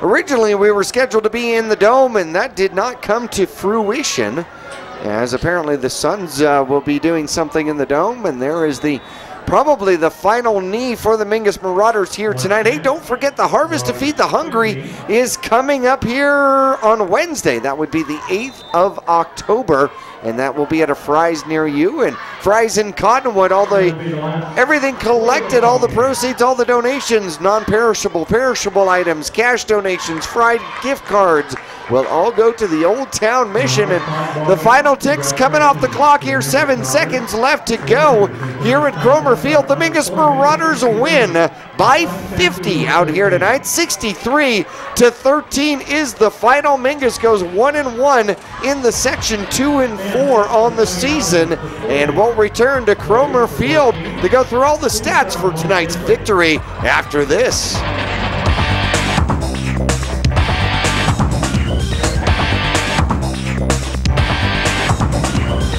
For the year's best deals on the industry's best-selling machines during the Polaris Factory Authorized Clearance. Rebates up to $1,000 and financing as low as 2.99% on machines built to tackle your off-road passions. Hurry to your Polaris dealer today. Deals this good won't last long. Huge rebates and incredible financing going on now during the Polaris Factory Authorized Clearance. Visit Cottonwood Motorsports at Route 260 and Western Drive. At Gettle's High Desert Mechanical, rather than do lots of things, we focus on doing one thing right. We serve climate-challenged people. Gettle's starts with a free system evaluation to identify the best AC and heating equipment for your home or business. Professional installation, warranties, and service after the sale. If you're climate-challenged, then we're the right choice. Gettle's High Desert Mechanical, the name to trust. Digitel, a Verizon premium wireless retailer. Come in today for the latest from America's largest and most reliable wireless network, including nationwide unlimited talk from Motorola, LG, Samsung, Apple, and HTC. Find Digitel, your local Verizon premium wireless retailer, in the Flagstaff Mall, in Cottonwood at 960 South Main Street, in Payson at 401 North Beeline Highway, in Prescott Valley at the Glassford Hill Marketplace, and in Prescott with locations in the Prescott Gateway Mall and the shops at Prescott Gateway. The Suzy Q Market is the most convenient stop for road trips, with 1,500 beverage selections and plenty of snacks. And save on Texaco fuel with your Safeway Rewards card. The Suzy Q drive-thru window is the most convenient way to pick up those essentials on the way home. Road trips start here. With something for everyone. At the Suzy Q Market. Remember, please shop local first. Go Marauders! Taylor Waste has been voted the #1 residential garbage service 11 years in a row in Cottonwood and 7 years in a row in Sedona. Why? Because Taylor Waste always offers dependable and efficient garbage service and clean, eco-friendly curbside recycling and positive customer service. Taylor Waste offers a separate recycling container, and our recycling program is clean rather than commingled with garbage. To start service, call your locally owned Taylor Waste, dedicated to providing service tailored to your needs. You'll get more miles for your money at Reese's Tire and Automotive Tire Pros. It starts with matching the right tire for you, your vehicle, and driving habits. And continues with expert brake, alignment, and warranty services to extend the life and performance of your vehicle. And to serve you better, we now offer King Cobra custom exhaust systems. Find out more about our nationwide warranty at reesestire.com.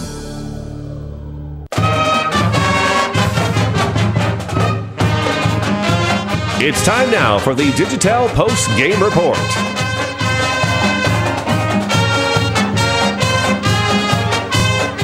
Stay tuned for the Marauder Wrap-Up, game highlights, and the Digitel Player of the Game.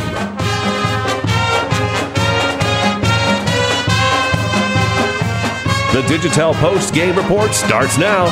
From the press box, here's Zach Calandra. Back in Flagstaff, a big win for the Marauders tonight, 63-13 over their arch rival, the Flagstaff Eagles. And coming through the stands here moments ago, JB, I heard a Flagstaff fan cheer, "Yay, we only lost by 50." Moral victory, a moral victory. Okay. Well, you know, they've been shut out 3 times. They did not get shut out here tonight. Well, so there is a moral victory right there for the Flagstaff Eagles. So they're a young team. They are. You got to give them that. They didn't look very good tonight, for sure. But they are a young team, and they're taking their lumps here, and they're hopefully thinking in the next year or two that these kids will grow up a little bit with this experience, and they'll be better again here in a couple of years. Well, this is a stat man's dream for the Mingus Marauders. Hey, and you're the stat man. Yeah, I like this. This is a good dream. Mingus scored first. Mingus scored often during this game and put up 9 touchdowns on the game. Started with 8:48 left to go. Upham gets his first touchdown. He was involved in 5 of them here today. This one rushing in from 1 yard out. It was set up by Heisel, who had a first carry of the year, 59-yard sweep going to the outside, and Meyer had the extra point, and it was good. And that was the first carry if you're watching Channel 2, and the pitch to the near side went 59 yards, almost a touchdown on his first touch, but it did not go that direction. So Upham had to finish it off. A lot of pearly whites running off the field there, those Mingus Marauders, JB. Oh yeah, there's a lot of smiles from ear to ear out there right now. Well, this is exactly what Mingus needed to jumpstart and get some charge into the season for the Mingus Marauders. If you're going to be 2-4, one of those 2 better be flagged. Right, and one of those 3 probably ought to be Mojave, right? It better be. Yeah, you would think so next week. Well, so Mingus is looking to do 2 in a row, but getting back to the scoring out here, Mingus would score defensively next. A fumble by Olson from the Flagstaff Eagles is picked up by Thagard and returned 13 yards for the touchdown. Myers had the extra point, and it was 14-0 at the end of the first quarter. Second quarter action just barely into it. First play of the second quarter, and Mingus does a fake field goal, so the special team score. Yeah. And Galloway takes the reception. Actually, a fantastic pass out there by Upham. The holder picks it up, boots to the near side, had Tiffany wide open underneath. Instead, elects to go into the end zone where Galloway had two Flagstaff Eagles on him, but I mean, it just dropped in perfectly, like it was just manna sent from heaven out of the sky. Sometimes the bigger, better guy wins. Yeah. And you were talking about boxing out all the way. Galloway, all they had to do was stop and wait for the ball to come down. Had them all boxed out there, and Mingus led 21-0. And still second quarter, 8:50 left to go, and it was the Machado show. The first 2 times he carries the ball, it goes 38 yards, and then 35 yards, and then 28 yards, and equals 6 points. And Machado scores his first touchdown of the game. The extra point was good, and it was 28-0 at that point. And then 5:45 left to go. Mingus decides to put it back up in the air. 64-yard aerial strike as Upham finds Heisel for his first touchdown of the season, and Myers was good with the extra point. Mingus was up 35-0. Still second quarter, 2:12 left to go. A half-yard dive by Singleton for the Flagstaff Eagles puts the Eagles on the board. Anderson adds the extra point, and it was 35-7. So the shutout disappeared in the second quarter. Mingus didn't like that. 44 seconds left to go, and a 5-yard touchdown by Upham to Galloway. Just the tight end dump, and Galloway finds himself all by himself. Could have gone up another 5 inches. He didn't even jump to get off the ground. What was up with that? I don't know. Speaking of boxing out in basketball, you got to have a little more ups than that. Yeah, no kidding. Actually, I don't think he had to go up too high for it. Third quarter, Mingus would get the ball first. First play for the Marauders in the second half works out to be a 56-yard bomb. Upham finds Tiffany, and Tiffany now extends his lead in receiving yards for the Mingus Marauders, up over 160. And Upham actually had time to throw the ball here tonight. Tiffany gets behind the defense, and the Eagles cannot fly fast enough to catch the herb.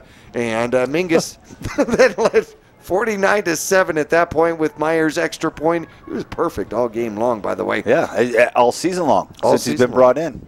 Yeah, in fact, he is now 15 for 15 in extra points and 1 for 1 in field goals, by the way. Can't beat that. And the other thing with him is if there is a botched snap or something like that, Upham could just toss him the ball, and that's a dangerous guy with the ball in his hands. And not only that, but even if Upham tosses the ball, Meyer can throw the ball too. Right, both of them. Yeah. So it's nice to have both your quarterbacks as your holder and your kicker. Right, that's pretty. that is nice. You can put in some special teams plays with that. No kidding. We'll go to page 72 of the book, right? Yeah, halfback option.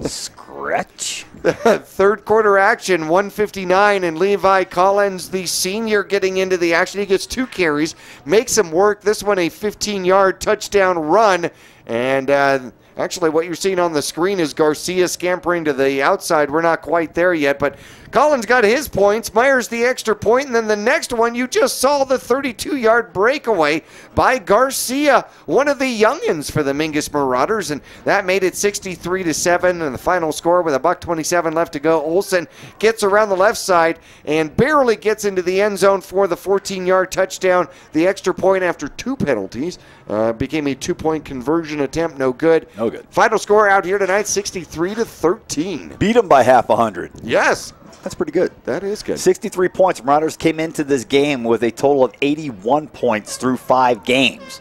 They put up 63 tonight on the Flagstaff Eagles. And I would have to imagine that next week's opponent, the Mojave Thunderbirds, who are not very good, are going to be another target for a 50-plus point game. Would absolutely love it. I love stats. Well, there's a lot of them for you here tonight. Right from the beginning, we'll start the hot dog races. Yeah, let's do that. We're going to have to give them names. Right. Okay, we'll work on that this week. Okay, yeah, we got to put them on the truck. Okay. Get them on the truck. So people can come by and say, oh, let's see who won the hot dog race last week. Oh, it's Machado. How about that? Kind of looks like one of those big sausages up there. Right. That's what we're going to have to do. We got to get the sausage, the hot dog, what else they have? They have the kielbasa. We have to get a kielbasa. Anyhow, fans, let's take a break right now. We'll be back with the wrap-up. This is the Digitel Verizon Wireless post-game report. We'd like to thank Digitel, Verizon Wireless, and all their locations throughout northern Arizona for sponsoring Mingus Marauder football. We'll be back to Flagstaff Coconino High School, where the Flagstaff Eagles hosted the Mingus Marauders, and Mingus on top. 63-13 was the final. We'll be back with the wrap-up of tonight's game after this.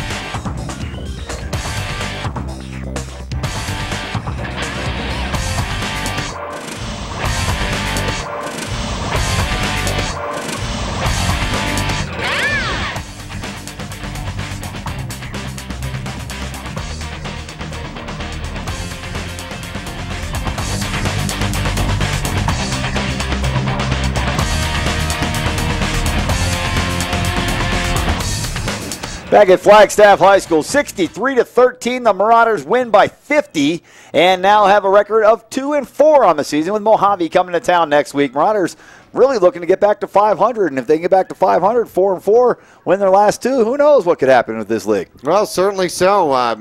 Last update we heard was Bradshaw now had made it 68-0 over Coconino. Ouch. Ooh, definitely. Well, we got Coconino coming up on the schedule as well. So Coconino, Mojave, there's a couple of winnable games coming up for the Marauders. Of course, you got Prescott on there at some point also, and Kingman as well. Yep. It'll be Mojave and then Kingman, the long ride to Kingman. And Kingman has struggled a little bit this year. They started the season 0-5, so we'll see where that goes. It could come down to that last game of the season with the Prescott Badgers again now, huh? I could. That one will be on the road this year. That's tough. It is. Digitel, Verizon Wireless Premium Retailer, locally owned and here in Northern Arizona for over 16 years. Plus, they got great promotions going on right now on tablets and offering, I love this, the Verizon Edge for those customers that don't want a 2-year agreement, but they still want to be able to switch out to the latest and greatest devices. Stop by one of their locations. My favorite, of course, the one right next to Suzy Q Market in Cottonwood. Digitel, our post-game sponsor out here tonight. Getting into some specifics, we had all sorts of hot dog races going on. Machado gets his third 100-yard rushing game of the year. On 8 carries, also gets a touchdown with it and had an entire drive to himself. It was great. Upham, here tonight, best performance of the year, 7 for 9, 159 yards and 4 touchdowns, no interceptions. Wow. So many different people to talk about. One of the hot dogs that won, unfortunately, was 117 yards of Mingus Marauder penalties on the game. We don't like that one. No, we don't like that game. It's like a Vienna sausage. Upham had 87 yards on 7 carries out here tonight. Jesus Garcia added a touchdown, also had 4 carries, 55 yards. Levi Collins had 2 carries for 20 yards and a touchdown. Herb Tiffany had a good game catching the ball. Tristan Clark had 4 carries, 24 yards. Let's see, Helsel in his first game for the Marauders, 5 carries, 63 yards out here tonight. That's good. Receiving, Trevor Galloway, 3 receptions, 2 of them for touchdowns, and 29 yards in receiving yards. Helsel had a receiving touchdown as well. Herb Tiffany had a 56-yard reception for a touchdown out here tonight. Machado had a reception for 15 yards, and that's right, Helsel had 1 for 64 yards and a touchdown as well. So all across the board. Now, defensively, the Mingus Marauders also had a great game. A fumble recovery for a touchdown, had an interception. Myers had that. Thagard had the fumble recovery for a touchdown and held the Flagstaff Eagles under 100 yards in office. Numerous sacks, even more pressures and hurries. The defense had no problem handling this Flagstaff offensive line tonight. Well, if we take a look at some of the stats for the Flagstaff Eagles here this evening, most of their damage was done in the air. 6 for 11 was Singleton. Is that what you call it? 94 yards, had an interception, and leading receiver was Harris. He had 3 receptions and 76 yards. 131 total yards of offense for the Flagstaff Eagles here tonight. Only 37 rushing yards, which, ouch. You can't say much more. Mingus was all over it tonight. They were not giving up anything on the outside. Flagstaff kept trying to sweep, and the Marauders just pinched that outside and just kept forcing everything back in the middle. And Flagstaff had a rough time trying to get the ball down the field on the ground. 5 sacks here tonight for the Mingus Marauders. Helsel got in it. Pete Kelly is becoming a specialist in the sack category out there. Yeah, it's a fun kid to watch. Oh, yeah. He's a good player. He's passionate. Yeah, no doubt. It was solid.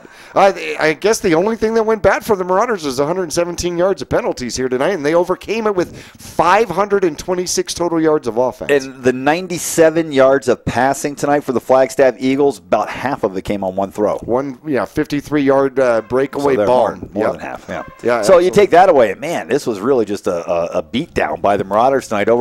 If there's one team that the Marauders just want to pound, it's Flagstaff, and they got the chance to do it here tonight, especially after last year. A little sour taste in their mouth after the Eagles won last year at Mingus. So I wanted to come back up here and return the favor. And by 50 points, 63-13, I think the Marauders showed Flagstaff where they stand on last year's score. Yeah, they not only returned the favor, but then some, without a doubt. Speaking of which, Man, I mean, we had so many players involved here tonight. Where do you go with the Digitel player of the game? Man, there's so many guys. Machado had 100 yards again. You had Helsel came back and played a good game, got in the end zone. You had Upham threw 4 touchdowns tonight and ran for 84 or 5 yards or something as well. Herb Tiffany had a good game. He caught a long touchdown pass. I mean, there's so many guys that you could go with here tonight, JB. I'm not sure how we go. I think, really, I like Trevor Galloway.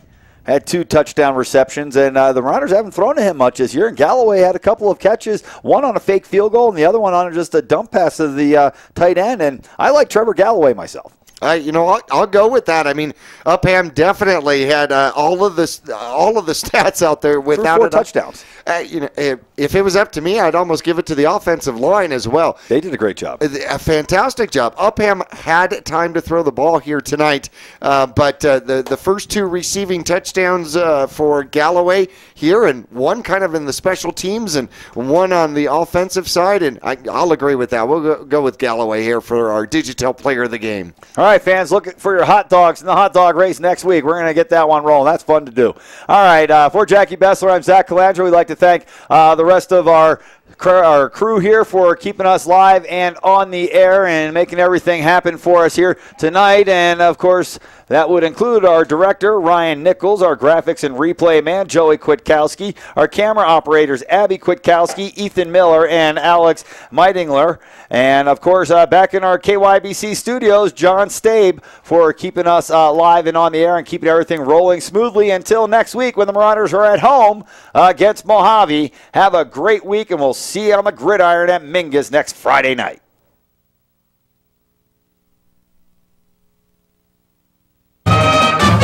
This has been the Mingus Marauder post-game report.